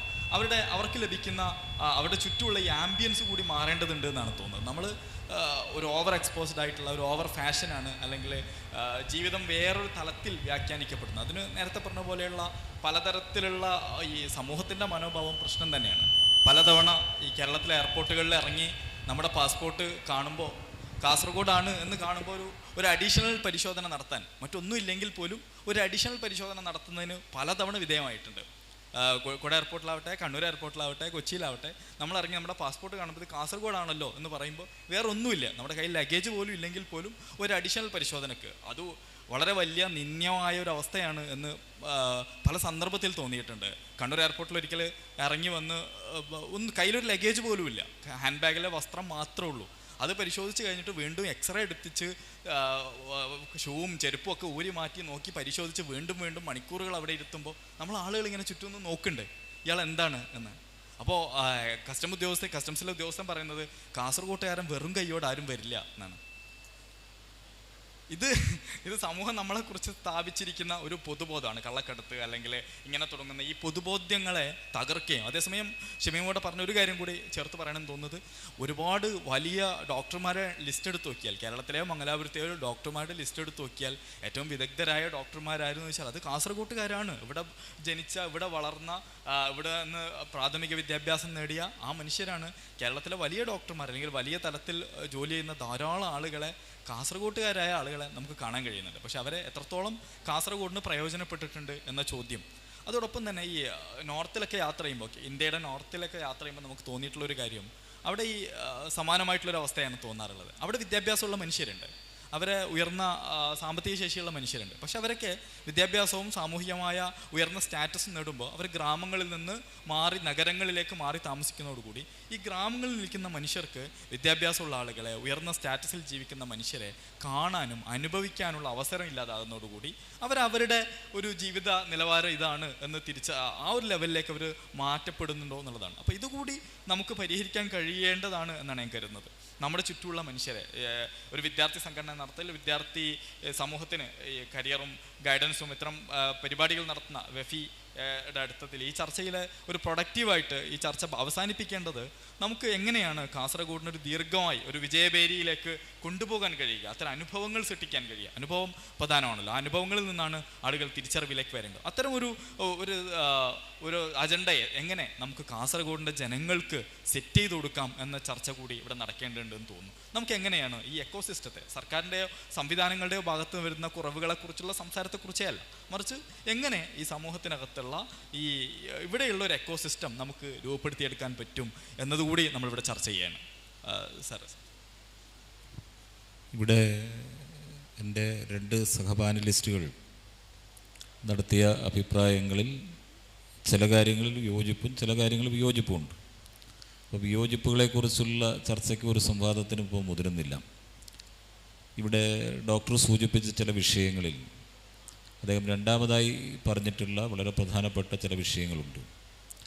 അതിലൊന്ന്, കാസർഗോഡ് ജില്ലയിൽ നമുക്ക് ഈ ജില്ലയിൽ നിന്നുള്ള ഉദ്യോഗസ്ഥർ വരുന്നതിനാവശ്യമായിട്ടുള്ള ഇടപെടലുകൾക്ക് നേതൃത്വം കൊടുക്കുക എന്നുള്ളത് ഏറ്റവും പ്രധാനപ്പെട്ടൊരു ചുമതലയാണ്. ആ ചുമതലയെ ഞങ്ങൾ ജില്ലാ പഞ്ചായത്ത് ഈ വർഷം ഇപ്പം ഞങ്ങളുടെ പുതിയ വാർഷിക പദ്ധതിയിൽ പ്രധാനപ്പെട്ട 2-3 പ്രോജക്റ്റുകൾ ഇതുമായി ബന്ധപ്പെട്ട് കൊണ്ടുവച്ചിട്ടുണ്ട്. ഇപ്പോൾ നിങ്ങൾക്കറിയാം, ഇപ്പം ഞാനടങ്ങുന്ന ഒരു ജില്ലാ പഞ്ചായത്തിൻ്റെ ഭരണസമിതി ചുമതലയേറ്റ് ഒരു 4 മാസം മാത്രമാണ് ആയിട്ടുള്ളത്. അപ്പം അതിനകത്ത് ഞങ്ങൾ ആഗ്രഹിക്കുന്ന ഒരു പ്രോജക്റ്റ് ഈ കാസർഗോഡ് ജില്ലയിലെ എല്ലാ പഞ്ചായത്തിലും എല്ലാ ഉയർന്ന പരീക്ഷകൾക്കും പരിശീലനത്തിന് സൗകര്യമായൊരു സംവിധാനം ഉണ്ടാവണം. അതിനാവശ്യമായിട്ടുള്ളൊരു പ്രോജക്റ്റ് ജില്ലാ പഞ്ചായത്തിൻ്റെ ഈ വർഷത്തെ പദ്ധതിയിൽ ഉൾപ്പെടുത്തിയിട്ടുണ്ട്. അത് ഈ വർഷം ഞങ്ങൾ ആരംഭിക്കാൻ ആഗ്രഹിക്കുന്നത് ജില്ലയിലെ 6 ബ്ലോക്ക് പഞ്ചായത്തുകളിൽ ഒരു കേന്ദ്രം എന്ന നിലയിലാണ്. അത് ഒരു പൈലറ്റ് പ്രോഗ്രാമായി എടുത്ത് വരുന്ന 3 വർഷം കൊണ്ട് നമ്മുടെ ജില്ലയിലെ 38 ഗ്രാമപഞ്ചായത്തുകളിലും ഒരു പഞ്ചായത്തിനകത്ത് ഒരു കോച്ചിങ് സെൻറ്റർ എന്ന ലക്ഷ്യത്തിലേക്ക് എത്തിക്കുന്നതിനാവശ്യമായിട്ടൊരു പ്രപ്പോസൽ ജില്ലാ പഞ്ചായത്ത് തുടങ്ങും. 3 വർഷം കൊണ്ടത് പൂർത്തീകരിക്കണം എന്നാണ് ആഗ്രഹിക്കുന്നത്. ഈ സാമ്പത്തിക വർഷം ഒരു വികസന ബ്ലോക്കിൽ ഒരു കേന്ദ്രം. അപ്പം അതിനാവശ്യമായിട്ടുള്ള ഫണ്ട് ജില്ലാ പഞ്ചായത്ത് ഈ വർഷം എന്ത് ചെയ്തിട്ടുണ്ട്, വകയിരുത്തിയിട്ടുണ്ട്. രണ്ടാമതൊരു പദ്ധതി നമുക്ക് ഇവിടെ സൂചിപ്പിച്ചതുപോലെ അംഗൻവാടി മുതൽ IAS വരെ ഒരു പൊതു മോഡ് ഉണ്ടാവണം. അംഗൻവാടി വിദ്യാഭ്യാസമാണ് പ്രാഥമികമായ വിദ്യാഭ്യാസം. ആ അംഗൻവാടി മുതൽ ഏറ്റവും ഉയർന്ന കേഡറായിട്ടുള്ള IAS കേഡർ വരെയുള്ള ഒരു പൊതുബോധം സൃഷ്ടിക്കപ്പെട്ടു വരണം വിദ്യാർത്ഥികളിൽ. ആ അവബോധ സൃഷ്ടിക്ക് ആവശ്യമായിട്ടുള്ള ഒരു പൊതുപ്രവർത്തനത്തിന് നേതൃത്വം കൊടുക്കുന്നതിന് വേണ്ടി ഐഡിയ എന്ന് പറയുന്നൊരു പ്രോജക്റ്റും ജില്ലാ പഞ്ചായത്ത് ഇതിൻ്റെ ഭാഗമായി മുന്നോട്ട് വെക്കുന്നുണ്ട്. ഈ പദ്ധതികൾ കൊണ്ട് വിഭാവനം ചെയ്യുന്നത് നമ്മുടെ ജില്ലയിൽ നമുക്ക് ഉയർന്ന തലങ്ങളിലെ ഉദ്യോഗസ്ഥരെ സൃഷ്ടിക്കപ്പെടുകയും മത്സര പരീക്ഷകളിൽ വിജയികളാകുന്നതിനാവശ്യമായിട്ടുള്ള സൗകര്യങ്ങൾ ഏർപ്പെടുത്തി കൊടുക്കുക എന്ന 2 കാര്യങ്ങളാണ്. ഒന്ന്, നമ്മുടെ ജില്ല ഒരു സ്വയം പര്യാപ്തമായ ഒരു ജില്ലയാക്കി നമുക്ക് മാറ്റുക. നമ്മുടെ ഇപ്പോൾ LD ക്ലർക്കിൻ്റെ പരീക്ഷ വന്നു. പക്ഷേ ഞാൻ പറയുന്ന ഒരു കാര്യം എന്താ വെച്ചാൽ, പഴയ കാലത്ത് നമ്മുടെ ജില്ലയുടെ സംസ്ഥാനത്തിൻ്റെ തെക്കൻ മേഖലകളിൽ നിന്നും വന്ന് പരീക്ഷ എഴുതി റാങ്ക് ലിസ്റ്റിനകത്ത് സ്ഥാനം നേടുന്ന ആളുകൾ നിരവധിയായിരുന്നെങ്കിൽ ഇന്നത് മാറി. കാസർഗോഡ് ജില്ലയിലുള്ളവർക്ക് തന്നെ ഈ ജില്ലയിലെ റാങ്ക് ലിസ്റ്റിനകത്ത് ഒരു 50% എന്ത് വരുന്നുണ്ട്, പബ്ലിക് സർവീസ് കമ്മീഷൻ്റെ റാങ്ക് ലിസ്റ്റിൽ പേര് വരുന്ന സാഹചര്യം ഉണ്ടായി. അതൊരു വലിയ മാറ്റമാണ്, കാസർഗോഡിനെ സംബന്ധിച്ചൊരു മാറ്റമാണ്. ഇനി നമ്മൾ ഒരു ജില്ലയുടെ ഒരു പ്രാദേശികവാദമോ സങ്കുചിതവാദമോ ഉണ്ടാക്കി ജില്ലകൾ തമ്മിലുള്ള സംഘർഷം ഇത്തരം വിഷയങ്ങളിൽ ഉണ്ടാവാതെ അതൊരു മത്സരം നമുക്ക് സംഘടിപ്പിക്കാം. ഒരു സോഷ്യലിസ്റ്റ് നിലയിൽ 2 ജില്ലകൾ തമ്മിലുള്ളൊരു മത്സരം എന്ന നിലയിലേക്ക് മാറാം. അല്ലെങ്കിൽ ഏതെങ്കിലും ഒരു ജില്ലയും കാസർഗോഡ് ജില്ലയും തമ്മിലുള്ള വൈര്യത്തിലേക്ക് അത് മാറ്റുക എന്നുള്ളതല്ല. അപ്പോൾ അതിനനുസൃതമായിക്കൊണ്ട് നമുക്ക് പുതിയ തലമുറയിലേക്ക് ഒരു അവബോധം സൃഷ്ടിക്കപ്പെടുക എന്നുള്ളതാണ് പ്രശ്നം. പിന്നെ മറ്റൊന്ന്, ഇപ്പോൾ ഇവിടെ ഡോക്ടർ പറഞ്ഞു, നമുക്ക് ഈ സാങ്കേതിക രംഗത്ത് എൻജിനീയർമാരുടെ എണ്ണം കാസർഗോഡ് കുറവില്ല. ഡോക്ടർമാരുടെ എണ്ണം എടുത്താലും കാസർഗോട്ടുകാരായിട്ടുള്ള ഡോക്ടർമാരുണ്ട്. ഞാനിതിനൊരു ഉദാഹരണം പറയുന്നത് വെച്ചാൽ, ഞാൻ കാസർഗോട്ടുകാരായ ഏറ്റവും ചുരുങ്ങിയത് ഒരു 25 ഡോക്ടർമാരെ ഈ കഴിഞ്ഞ ഒരു മാസത്തിനിടയിൽ ഞാൻ കോൺടാക്ട് ചെയ്തു. കാരണം കഴിഞ്ഞ ഒരു 4-5 കൊല്ലത്തിനിടയിൽ MBBS പഠനം പൂർത്തീകരിച്ച് പുറത്തിറങ്ങിയ ഒരു 25ഓളം വരുന്ന ഡോക്ടർമാരെ ഞാൻ ഈ കഴിഞ്ഞ ഒരു മാസത്തിനുള്ളിൽ കോൺടാക്ട് ചെയ്യുന്നതിന് കാരണം എന്താ വെച്ചാൽ, നിങ്ങൾ ചിലരെങ്കിലും കഴിഞ്ഞ ദിവസം മാതൃഭൂമി ദിനപത്രത്തിലൊരു വാർത്ത നിങ്ങൾ കണ്ടിട്ടുണ്ടാവും. ആ വാർത്ത യഥാർത്ഥത്തിൽ നമ്മുടെ ജില്ലാ ആശുപത്രിക്കകത്തെ ഈവനിങ് OP നമുക്ക് എന്ത് ചെയ്യാൻ വേണ്ടി പറ്റുന്നില്ല, കണ്ടിന്യൂ ചെയ്യാൻ പറ്റുന്നില്ല. കാരണം അവിടെ ഡോക്ടർമാരുടെ ഒരു അഭാവമാണ്. അപ്പോൾ അത് ഞങ്ങൾ പരിശോധിക്കുന്ന സമയത്ത് റാങ്ക് ലിസ്റ്റ് ഉണ്ട്. റാങ്ക് ലിസ്റ്റിൻ്റെ പോസ്റ്റിങ്ങിന് ചെറിയൊരു കാലതാമസം ഉണ്ടാവും. DMO ആയിട്ട് ഡിസ്കസ് ചെയ്തുകൊണ്ട് നമ്മുടെ ജില്ലാസ്പത്രിയിൽ ജോലി ചെയ്യാൻ തയ്യാറുള്ള ഏതൊരാൾക്കും അവിടെ സഡനായി അപ്പോയിൻമെൻറ്റ് കൊടുക്കുന്നതിനാവശ്യമായിട്ടുള്ള ക്രമീകരണങ്ങൾ ഏർപ്പെടുത്തി അതിനുവേണ്ടിയാണ് ബന്ധപ്പെടുന്നത്. ഇപ്പോൾ 24-25 ആളുകളെ ബന്ധപ്പെട്ട് 2 ആളുകൾ എന്ത് ചെയ്തിട്ടുണ്ട്, വില്ലിങ്നെസ് അറിയിച്ചിട്ടുണ്ട്. നമ്മുടെ ജില്ലക്കാരായിട്ടുള്ള ഡോക്ടർമാരാണ്. നമ്മുടെ ജില്ലയിലെ പൊതുവിദ്യാഭ്യാസ മേഖലയിൽ പഠിച്ച് എനിക്കതിൽ വളരെ ഫീലിംഗ് തോന്നിയ കാര്യമുണ്ട്. ഞങ്ങൾ യഥാർത്ഥത്തിൽ ഒരു പൊതുസമൂഹം സഹായിച്ചു പഠിപ്പിച്ചൊരു വിദ്യാർത്ഥിയുണ്ട്. ആ വിദ്യാർത്ഥിയോട് സഹായ അഭ്യർത്ഥന നടത്തുന്ന സമയത്തും അവരെന്താ വെച്ചാൽ ഇതിനേക്കാൾ കൂടുതൽ അവർക്ക് ഫിനാൻഷ്യലി ബെനിഫിറ്റ് കിട്ടുന്ന മറ്റു സ്ഥലത്ത് എന്ന നിലയിലേക്ക് അവർ പോകുന്ന സ്ഥിതി വരുന്നു. അപ്പോൾ അതുണ്ടാകുന്നൊരു ഒരു ഒരു ഒരു പ്രശ്നമുണ്ട്. അപ്പോൾ നമുക്ക് എഞ്ചിനീയർമാരുടെ ലഭ്യത കുറവ് കാസർഗോഡിനെ സംബന്ധിച്ചില്ല, ഉണ്ട്. ഡോക്ടർമാരും നമുക്ക് ചിലപ്പോൾ എണ്ണത്തിൽ കുറവുണ്ടാവും, പക്ഷെ നമുക്ക് വർദ്ധിപ്പിച്ച് വന്നു കഴിഞ്ഞിട്ടുണ്ടാവും. പക്ഷേ അങ്ങനെ ഡോക്ടർമാരും എഞ്ചിനീയർമാരും ഉയർന്ന ഉദ്യോഗസ്ഥ തലത്തിലും ഉള്ളവർ അവരുടെ മൈൻഡ് സെറ്റിനകത്തേക്ക് സ്വന്തം നാട് എന്നൊരു ബോധത്തെ സൃഷ്ടിച്ചെടുക്കുക എന്നുള്ളത് ഏറ്റവും പ്രധാനപ്പെട്ട ഒരു ചുമതലയാണ്. അതിനാണ് എനിക്ക് തോന്നുന്നു ഡോക്ടർ പറഞ്ഞ നമ്മുടെ ഒരു യഥാർത്ഥത്തിൽ നമ്മുടെ ഉപബോധം അതിനനുസൃതമായ രീതിയിലേക്ക് മാറ്റിയെടുക്കാൻ ആവശ്യമായിട്ടുള്ള ഒരു വലിയ ബഹുജന ക്യാമ്പയിൻ നമുക്ക് സംഘടിപ്പിക്കേണ്ടതുണ്ട്. അതെല്ലാവരും സഹകരിക്കേണ്ടതുണ്ടാവും. ആ നിലയിൽ നമുക്ക് ക്രിയേറ്റീവായിട്ടുള്ള ചില പ്രവർത്തനങ്ങൾ കൂടി നമുക്ക് സംഘടിപ്പിച്ച് മുന്നോട്ട് പോകേണ്ടതുണ്ട്. ഇപ്പോൾ നമുക്കറിയാം, സെൻട്രൽ യൂണിവേഴ്സിറ്റി കേരളത്തിൽ ഒന്നാണ് വന്നത്. കേന്ദ്ര സർവകലാശാല ഒറ്റ ഒരെണ്ണമാണ്. ആ കേന്ദ്ര സർവകലാശാല ഇപ്പോൾ കാസർഗോഡ് ലഭിച്ചു. ആ കേന്ദ്ര സർവകലാശാല കാസർഗോഡ് ലഭിക്കുമ്പോൾ ഇന്ത്യയിൽ മറ്റു പ്രദേശങ്ങളിൽ കേന്ദ്ര സർവകലാശാലക്ക് വരുന്ന സന്ദർഭത്തിൽ അതിൻ്റെ ഭാഗമായി കൊണ്ടുവന്നുണ്ട് എല്ലാ സംവിധാനങ്ങളോടും കൂടിയിട്ടുള്ള എല്ലാ വിദ്യാഭ്യാസ മേഖലയിലെ എല്ലാ മേഖലകളെയും അത് സ്പർശിക്കും. പക്ഷേ ദൗർഭാഗ്യവശാൽ കേരളത്തിൽ വന്ന കേന്ദ്ര സർവകലാശാലയിൽ എന്തില്ല? മെഡിക്കൽ വിദ്യാഭ്യാസവുമായി ബന്ധപ്പെട്ട മേഖലയെ അവിടെ നിന്നും പറിച്ച് നടുന്നതിന് വേണ്ടിയിട്ടുള്ള ആലോചനകളാണ് ഉണ്ടായത് എന്നുള്ളതാണ് വലിയ വിഷയം. അപ്പം അത് നമ്മൾ കാണേണ്ടതുണ്ട്. പിന്നെ നമ്മൾ കാസർഗോഡുകാരുടെ ഒരു കുഴപ്പമുണ്ട്. ഞാൻ യഥാർത്ഥത്തിൽ നിങ്ങളുടെ എല്ലാം ഒരു സമ്മതം, നമ്മളെപ്പോഴും നമ്മൾ പിന്നോക്കമാണ് എന്ന് ആദ്യം വിളിച്ചു പറയുന്ന ആളുകളാരാ? കാസർഗോട്ടുകാരാണ്. നമ്മളത് ആദ്യം അവസാനിപ്പിക്കണം. നമ്മൾ പിന്നോക്കമല്ല എന്നും കാസർഗോഡ് കേരളത്തിലെ മറ്റ് ജില്ലകൾക്കൊപ്പം ഏത് നില പരിശോധിച്ചാലും ഈ കാസർഗോഡ് ജില്ലയ്ക്ക് തലയൊടിച്ച് നിർത്താൻ കഴിയുന്ന എല്ലാ തലങ്ങളിലും നമുക്ക് ഉയർന്നു നിൽക്കാൻ കഴിയുന്ന ഒരുപാട് കാര്യങ്ങൾ നമുക്ക് കേരളത്തിന് മുമ്പിൽ അവതരിപ്പിക്കാൻ വേണ്ടി കഴിയും. അതുകൊണ്ട് കാസർഗോഡിൻ്റെ പൊതുബോധത്തെ ഉയർത്തി കേരളത്തിൽ മറ്റേത് ജില്ലയോടും മത്സരിക്കാൻ കഴിയും. നിങ്ങൾ വിദ്യാഭ്യാസ രംഗത്തെ പ്രഗത്ഭരുടെ കാര്യങ്ങളെടുത്താൽ സാംസ്കാരിക സാമൂഹിക രംഗങ്ങളിൽ കാസർഗോഡ് നേടിയിട്ടുള്ള മികവ് ഇതെല്ലാം എടുത്തു കഴിഞ്ഞാൽ നമുക്ക് കേരളത്തിലെ മറ്റേത് ജില്ലയെക്കാളും മികച്ച പൈതൃകം അവകാശപ്പെടാൻ വേണ്ടി കഴിയുന്ന ജില്ലയാണ്. ഇന്ത്യയുടെ ദേശീയ സ്വാതന്ത്ര്യ സമര പ്രസ്ഥാനത്തിൽ ഈ ജില്ല വഹിച്ച പങ്കുണ്ട്. ഈ ജില്ല സാംസ്കാരികമായി വലിയ അമൂല്യമായ സമ്പത്തുള്ളൊരു ജില്ലയാണ്. ഭാഷകളുടെ സംഗമ ഭൂമിയാണ് ഈ കാസർഗോഡ്. ഇതൊക്കെ ഈ ജില്ലയുടെ ഒരു മഹത്വമാണ്.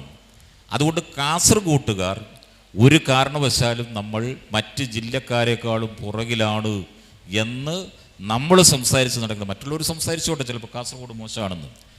അങ്ങനെ നമ്മുടെ സംസാരവും നമ്മുടെ പൊതുബോധത്തെയും കാസർഗോഡുകാർ ഒരിക്കലും ഞങ്ങൾ പുറകിലാണ് എന്ന നിലയിലേക്കുള്ള വാദത്തിന് പിൻബലം നൽകുന്ന നിലയിലേക്കുള്ള ചർച്ചകൾ ഉയർത്തിക്കൊണ്ടുവരാതെ ഞങ്ങൾ മുന്നോട്ടാണ്. ഇനി ഇതിനേക്കാൾ കൂടുതൽ ഞങ്ങൾ മുന്നേറും.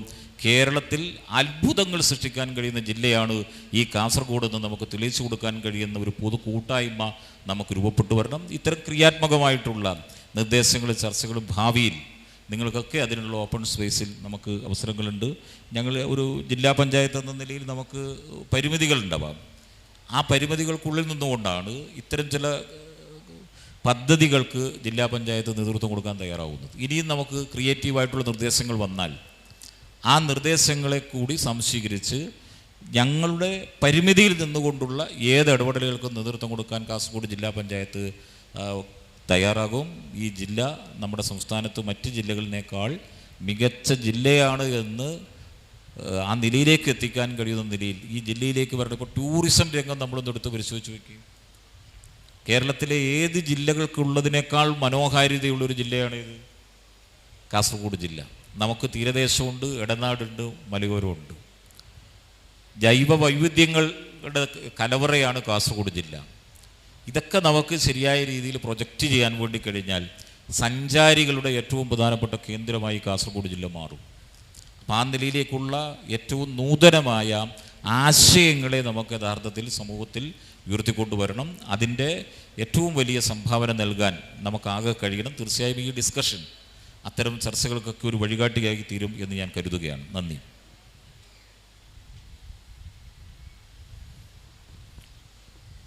നമുക്ക് ചർച്ച വേറെ രീതിയിലേക്ക് നമുക്ക് നയിക്കാം. എൻ്റെ കുറച്ച് അഭിപ്രായങ്ങളാണ് ഞാൻ പറയുന്നത്. പൊതുവായിട്ട് ഞാനൊരു സോഷ്യൽ വർക്കറാണ്. MSW കഴിഞ്ഞ ഒരാളാണ്. 1999 MSW കഴിഞ്ഞാണ്. എനിക്കൊന്ന് കാസർഗോഡ് ജില്ലയിൽ വളരെ അപൂർവം പേരായിരുന്നു അന്ന് മാസ്റ്റർ ഓഫ് സോഷ്യൽ വർക്ക് കഴിഞ്ഞ ആൾക്കാർ. അപ്പോൾ ആ കാലത്ത് കഴിഞ്ഞ ഒരാളാണ്. അതുപോലെ തന്നെ ടീച്ചിങ് ഫീൽഡിൽ ഏകദേശം ഒരു 8-9 വർഷത്തോളം ഞാൻ വർക്ക് ചെയ്തിട്ടുണ്ട്. കേരളത്തിനകത്ത് ആന്ധ്രാപ്രദേശ് എന്ന് പറയുന്ന സംസ്ഥാനത്ത് ഒരു 5 വർഷം ഞാൻ ജോലി ചെയ്തിട്ടുണ്ട്. അത് കഴിഞ്ഞ് കൗൺസിലിംഗ് രംഗത്തും പിന്നെ ട്രെയിനിങ് രംഗത്തും കുറേ കാലം ഞാൻ ജോലി ചെയ്തിട്ടുണ്ട്. കേരള സിവിൽ സർവീസ് അക്കാദമിയുടെ കാഞ്ഞങ്ങാട് ഒരു സെൻ്ററുണ്ട്, എല്ലാവരും കേട്ടിട്ടുണ്ടാവുമായിരിക്കും. അവിടെ ഞാൻ 2 വർഷം ക്ലാസ് എടുത്തിട്ടുണ്ട്. അപ്പോൾ കുറച്ചിങ്ങനെയുള്ള അനുഭവങ്ങൾ കൊണ്ട് ഞാൻ ഏതാനും ചില കാര്യങ്ങൾ പറയാം. ഒരുപക്ഷെ നിങ്ങൾക്ക് യോജിക്കാം അല്ലെ വിയോജിക്കാം, നമുക്ക് ഓപ്പൺ ചർച്ചയാകാം. അപ്പം ഞാൻ കണ്ട ഒരു കാര്യം മാത്രമാണ്, അതായത് പൊതുവായിട്ട് നിരീക്ഷിക്കുമ്പോൾ എനിക്ക് തോന്നുന്ന കുറച്ച് കാര്യങ്ങളാണ് ഞാൻ പറയാൻ പോകുന്നത്. നമുക്കറിയാം, ഇപ്പോൾ ഒരു ഇന്ത്യയിലെ കേരളത്തിലെ കണക്കെടുക്കുമ്പോൾ സാക്ഷരതയിൽ കാസർഗോഡ് ജില്ല 90% സാക്ഷരതയുണ്ട്. കേരള സ്റ്റേറ്റ് ആവറേജ് 94% ഉള്ളൂ. അപ്പോൾ ഏറെക്കുറെ നല്ല മോശമില്ലാത്ത ഒരു സാക്ഷരതയുള്ളൊരു ജില്ലയാണ്. വിദ്യാഭ്യാസ പുരോഗതിയിലും എല്ലാ കാര്യത്തിലും അത്. പക്ഷേ എന്തുകൊണ്ടാണ് നമ്മൾ ഈ മത്സര പരീക്ഷകളിൽ മുന്നോട്ട് വരാത്തത്? എന്തുകൊണ്ടാണ് നമ്മുടെ കുട്ടികൾ നല്ല ജോലികൾ നേടാത്തത് എന്നുള്ളൊരു കാര്യമാണ് നമ്മൾ ചിന്തിക്കേണ്ടത്. എനിക്ക് ഏറ്റവും തോന്നുന്ന ഒരു കാര്യം, നമ്മുടെ കുട്ടികളുടെ മെൻ്റൽ ഹെൽത്ത്, ശരിക്കും അവരുടെ മാനസിക ആരോഗ്യ നിലവാരമാണ് നമ്മൾ പരിശോധിക്കേണ്ടത്. അപ്പോൾ അതിന് ഉതകുന്ന രീതിയിൽ ഈ അടുത്ത നാളിൽ ഇപ്പോൾ ഡോക്ടർ ഇവിടെ ഇരിപ്പുണ്ട്, ഞാനൊരു കുട്ടിയോട് ചോദിച്ചു, ഒരു മെഡിക്കൽ കോളേജിൽ പഠിക്കുന്ന ഒരു കുട്ടിയോട് ചോദിച്ചു, ഇപ്പോൾ മെഡിക്കൽ സ്റ്റുഡൻസ് ഏറ്റവും കൂടുതൽ എടുക്കുന്ന ഫീൽഡ്, അതായത് നമുക്കറിയാം ഡോക്ടേഴ്സിൻ്റെ ഫീൽഡെന്ന് പറയുന്നത് ഒരുപാടുണ്ട് അല്ലേ, വ്യത്യസ്ത ഫീൽഡുകളുണ്ട്.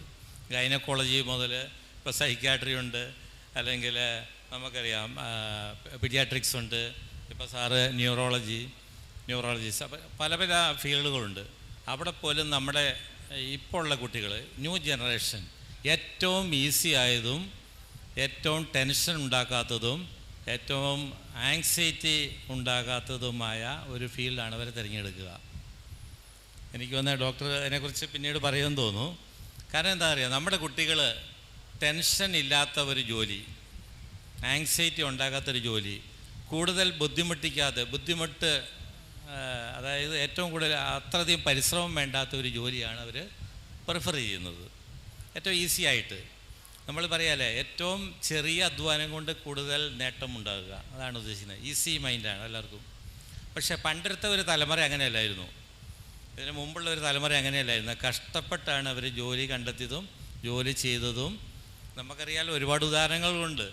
ഇപ്പോൾ ഈ കാസർഗോഡ് പഠിക്കുന്ന കുട്ടികളുടെ മിക്കവാറും എല്ലാ പേരൻസ് മീൻസ് മറ്റേ ഉപ്പാമാർ, ഇപ്പം മുസ്ലിം പോപ്പുലേഷനിലാണെങ്കിൽ ഗൾഫിൽ ജോലി ചെയ്ത് കഷ്ടപ്പെട്ട് അവരുണ്ടാക്കിയ ഒരു സ്വത്ത് കൊണ്ടാണ് അവർ പഠിച്ചു വന്നത് കുട്ടികൾ. പക്ഷേ ഇപ്പോഴത്തെ തലമുറ നോക്കുമ്പോൾ എന്താണ്, അവർക്ക് അതൊന്നും ചെയ്യാൻ പറ്റുന്നില്ല. ഏറ്റവും ഈസി ആയിട്ടുള്ള ജോലി, ഏറ്റവും ഈസി ആയിട്ട് എങ്ങനെ പണം സമ്പാദിക്കാം എന്നതാണ് നമ്മളെല്ലാവരും ചിന്തിക്കുന്നത്. കേരളത്തിലെ മൊത്തത്തിൽ അങ്ങനെയാണ്. അതുകൊണ്ടാണ് ഈ അടുത്ത കാലങ്ങളിൽ നമ്മൾക്ക് ഒരുപാട് കേസുകൾ, അതായത് മയക്കുമരുന്ന്, മെഡിക്കൽ സ്റ്റുഡൻസ് അടക്കമുള്ള എൻജിനീയേഴ്സ് അടക്കമുള്ള പല ഉന്നത ഉദ്യോഗസ്ഥരും പോസ്റ്റ് ഗ്രാജുവേഷനും പഠിക്കുന്ന കുട്ടികളടക്കം മയക്കുമരുന്നിൻ്റെ വിൽപ്പനക്കാരാണ്, മയക്കുമരുന്ന് ഉപയോഗിക്കുന്നവർ വിൽപ്പനക്കാരുമാണ്. അങ്ങനെ ഒരു ചരിത്രം നമുക്ക് അതെല്ലാം ചർച്ച ചെയ്യാവുന്ന കാര്യമാണ്. അപ്പോൾ എന്തുകൊണ്ടാണ് ഈ കുട്ടികൾ ഇങ്ങനെയാകാനുള്ള കാരണം? ഞാൻ പറയുന്ന മാനസിക ആരോഗ്യം പരിശോധിക്കുന്നുണ്ട് കുട്ടികളുടെ. ഒരു മെൻ്റൽ ഹെൽത്ത്, അതാണ് ഏറ്റവും പ്രധാനപ്പെട്ട ആവശ്യം. അതുപോലെ തന്നെ ഞാൻ ഒരു ഉദാഹരണം പറയാം. ഇന്ത്യയിൽ ഒരു വർഷം 10,000 കുട്ടികൾ സ്റ്റുഡൻസ് ആത്മഹത്യ ചെയ്യുന്നുണ്ട്. കേരളത്തിൽ ഈ അടുത്ത നാളുകളിൽ ഈ കഴിഞ്ഞ 2 വർഷത്തെ കണക്ക് മാത്രം എടുത്താൽ മതി, എത്ര കുട്ടികൾ ഏതെല്ലാം കോഴ്സിന് പഠിക്കുന്ന സ്കൂൾ കുട്ടികൾ, 8ാം ക്ലാസ് 5ാം ക്ലാസ് മുതലുള്ള കുട്ടികൾ ആത്മഹത്യ ചെയ്തിരിക്കുന്നു. ന്യൂസ് പേപ്പർ വായിക്കുന്നതിൽ നിങ്ങൾക്കറിയാം. ഞാനിതെല്ലാം പ്രത്യേകം വായിക്കാറുണ്ട്.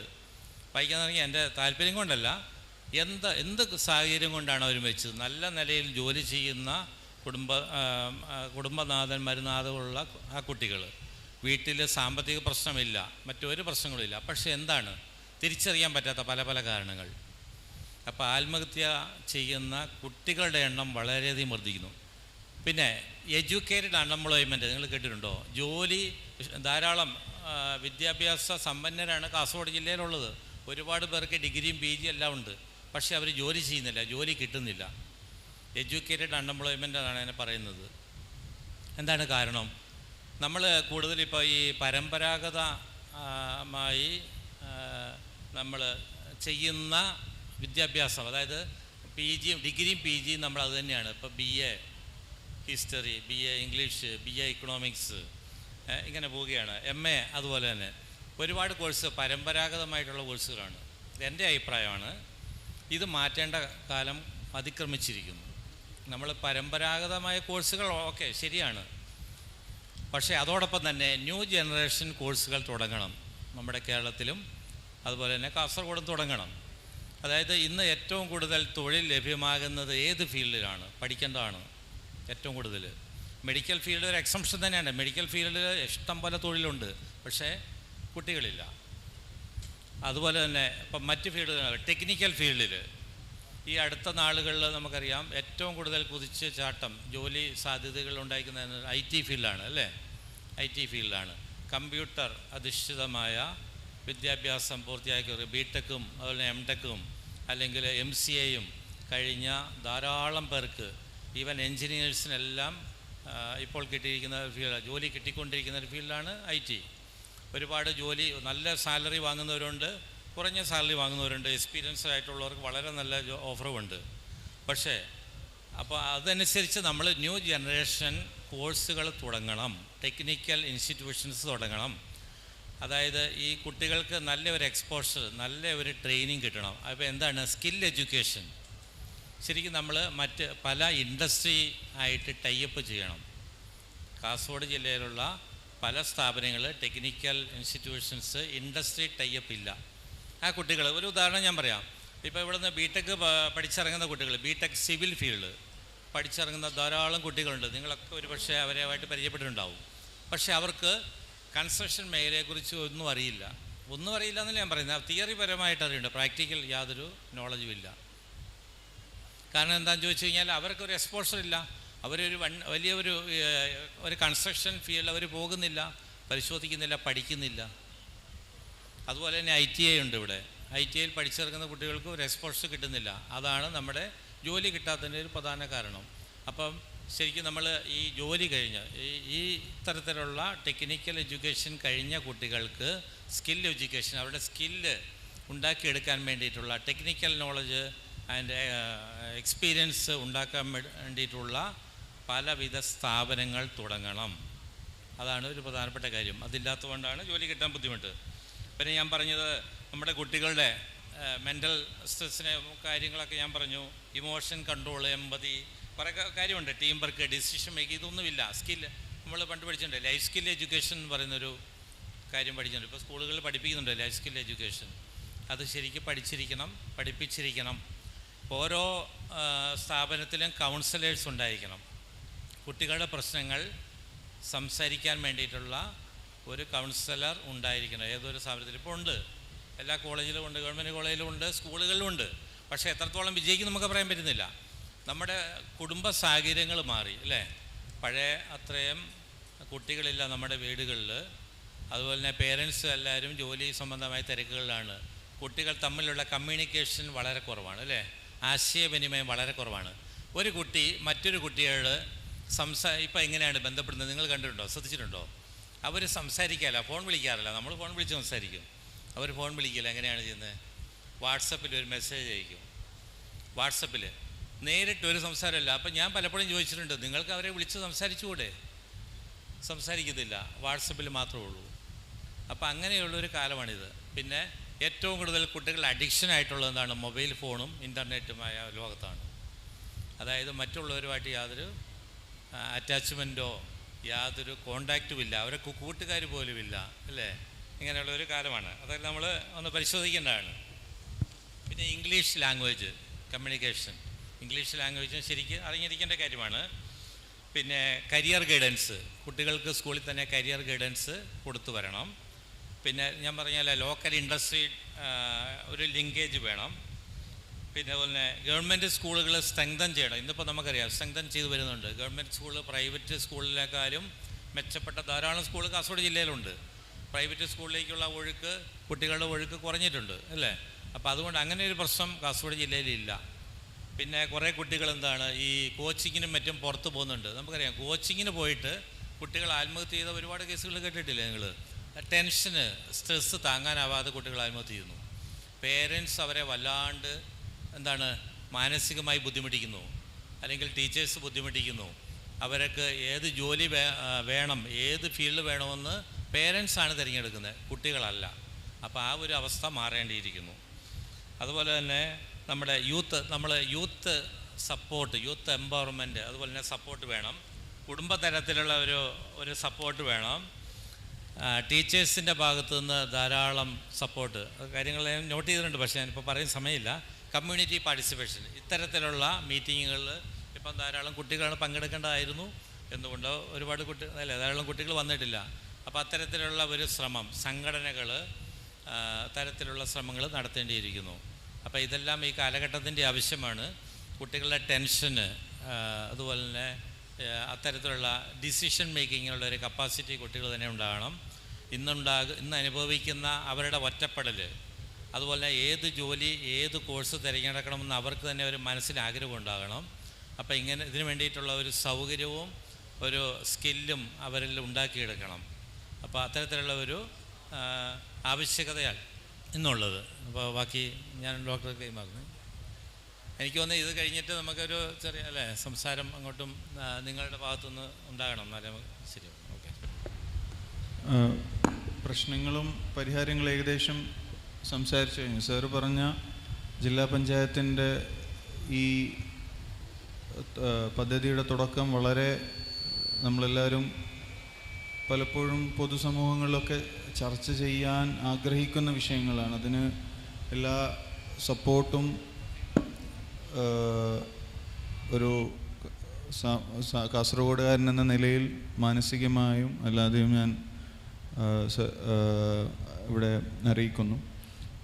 അത് വലിയൊരു വിജയമായി തീരട്ടെ. അടുത്ത 10 വർഷം ഇങ്ങനൊരു സെഷനിൽ ഇരിക്കുമ്പോൾ നമ്മുടെ ഇടയിൽ പ്രവർത്തിക്കുന്ന ബ്യൂറോക്രാറ്റ്സ് തന്നെ നമുക്കുണ്ടാവട്ടെ. അപ്പോൾ ഇതിൽ എനിക്ക് പറയാനുള്ള ഒരു കാര്യം, ഒരു സ്റ്റുഡൻ്റ് എന്ന നിലയിൽ ഞാൻ നേരിട്ട, ഇപ്പോൾ സർക്കാർ മേഖലയിലേക്ക് ഡോക്ടേഴ്സ്, ഇപ്പം ഞാനൊരു ന്യൂറോളജിസ്റ്റാണ്. ഞാൻ ആദ്യം ചിന്തിച്ചിരുന്ന വിഷയം സർക്കാർ മേഖലയിൽ എന്തുകൊണ്ട് പോകാൻ പറ്റുന്നില്ല. അപ്പോൾ ആ സമയത്ത് ഇവിടെ 3 പേരുണ്ടായിരുന്നു, അവരുമായിട്ട് ഞാൻ ഡിസ്കസ് ചെയ്തതുമാണ്. പക്ഷേ സർക്കാർ മേഖലയിൽ നാം സർക്കാർ സ്ഥാപനങ്ങളിൽ നാം ചെയ്തു വരാൻ താമസമെടുക്കുന്ന കാലയളവിൻ്റെ ഒരു പ്രശ്നം കൊണ്ടാണ്. അപ്പോൾ അതിൻ്റെ ഈ മെഡിക്കൽ രംഗത്ത് വരുമ്പോൾ 3 തലങ്ങളാണ് നാം: സർക്കാർ, സ്വകാര്യം, അതേപോലെ തന്നെ സഹകരണം.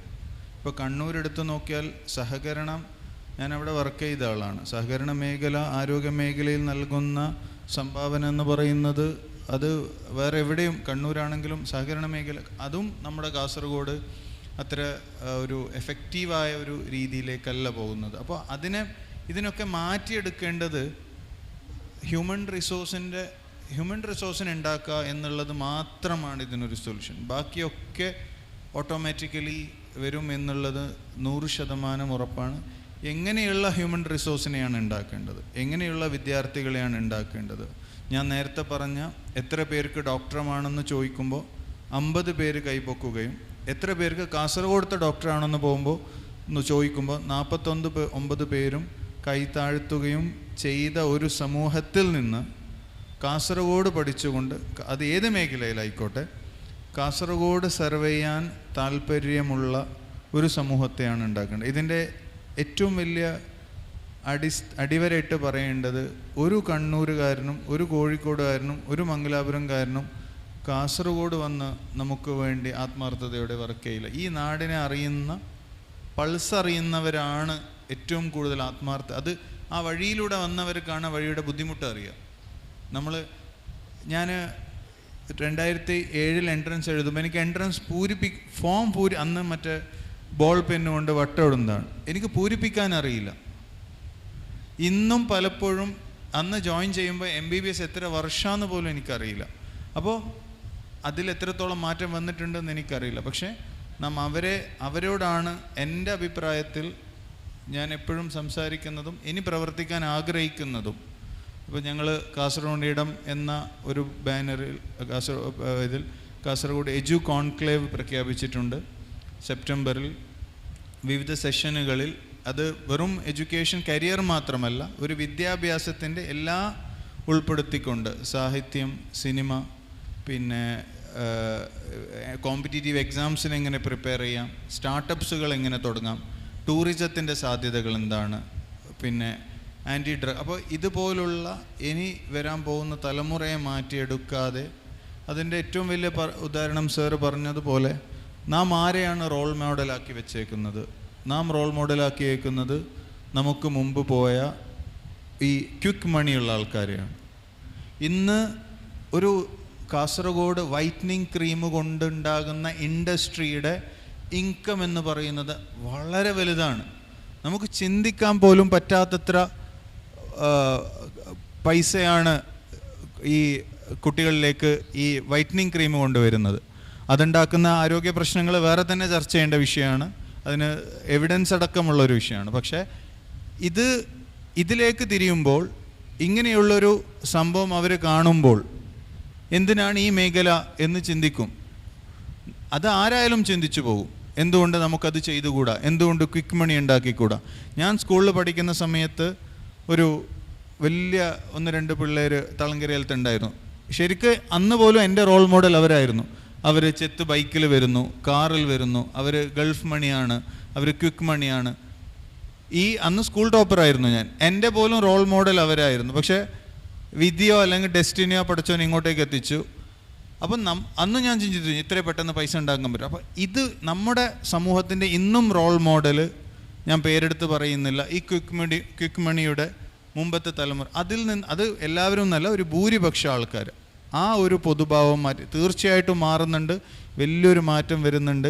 ഈ മാറ്റമുള്ളത് കൊണ്ടാണ് നമ്മൾ ഇന്ന് മാറ്റം ആഗ്രഹിക്കുന്നതും വരുന്നത് കൊണ്ടാണ് നമ്മളിവിടെ ഇരിക്കുന്നതും ഈ ചർച്ച പ്രാവർത്തികമാകുന്നതും. അതുകൊണ്ടാണ് 2019 ആ പണിഷ്മെൻറ്റ് ട്രാൻസ്ഫർ വന്നപ്പോൾ അത് വലിയ വിവാദമായി. അന്ന് ഏതോ ഒരു പത്രചാനൽ പോലും അത് റിപ്പോർട്ട് ചെയ്തിരുന്നു. എന്നിട്ട് അത് ക്യാൻസലായൊരു സംഭവം കൂടിയുണ്ട്. അപ്പോൾ ഇതുപോലെയുള്ള കാര്യങ്ങൾ എത്രത്തോളം നമുക്ക് മാറ്റം വരുത്തുന്നുണ്ട് എന്നുള്ളതറിയാം. ഇതിൻ്റെ സ്പീഡ് കൂട്ടേണ്ടതുണ്ട്. വിദ്യാർത്ഥികൾ മാറേണ്ടതുണ്ട്, മാതാപിതാക്കൾ മാറേണ്ടതുണ്ട്, ടീച്ചേഴ്സിൻ്റെ ചിന്താഗതികൾ മാറേണ്ടതുണ്ട്, പൊതുസമൂഹം മാറേണ്ടതുണ്ട്. നാം സാറ് പറഞ്ഞതുപോലെ പിന്നോക്കമെന്ന് പറഞ്ഞിരിക്കാതെ, അത് പറയാതെ അത് മനസ്സിലാക്കിക്കൊണ്ട് മുന്നോട്ട് തന്നെ പോകേണ്ടതുണ്ട്. തീർച്ചയായിട്ടും അടുത്ത 2 പതിറ്റാണ്ട് കാസർഗോഡിൻ്റെ സുവർണ കാലഘട്ടമായി നാം മുന്നേറുക തന്നെ ചെയ്യും. നമ്മുടെ ബ്യൂറോക്രാറ്റ്സും നമ്മുടെ ബാക്കിയുള്ള എല്ലാ മേഖലയിലും കാസർഗോഡിൻ്റെ മനസ്സറിയുന്ന, കാസർഗോഡിനറിയുന്ന ആൾക്കാർ തന്നെ ഉണ്ടാവട്ടെ. ഒരു വലിയൊരു വിപ്ലവം, ഒരു വിദ്യാഭ്യാസപരമായി സാംസ്കാരികപരമായി എല്ലാം ഒരു വിപ്ലവം തന്നെ ഉണ്ടാവട്ടെ എന്ന് ആശംസിക്കുന്നു. അതിൻ്റെ ഭാഗമാകാൻ ആഗ്രഹിക്കുന്നു. ഈ ചർച്ച ഇവിടെ പൂർത്തിയാവുകയാണ്. സദസ്സ് കൂടി ഇടപെടും. നമ്മുടെ നേരത്തെ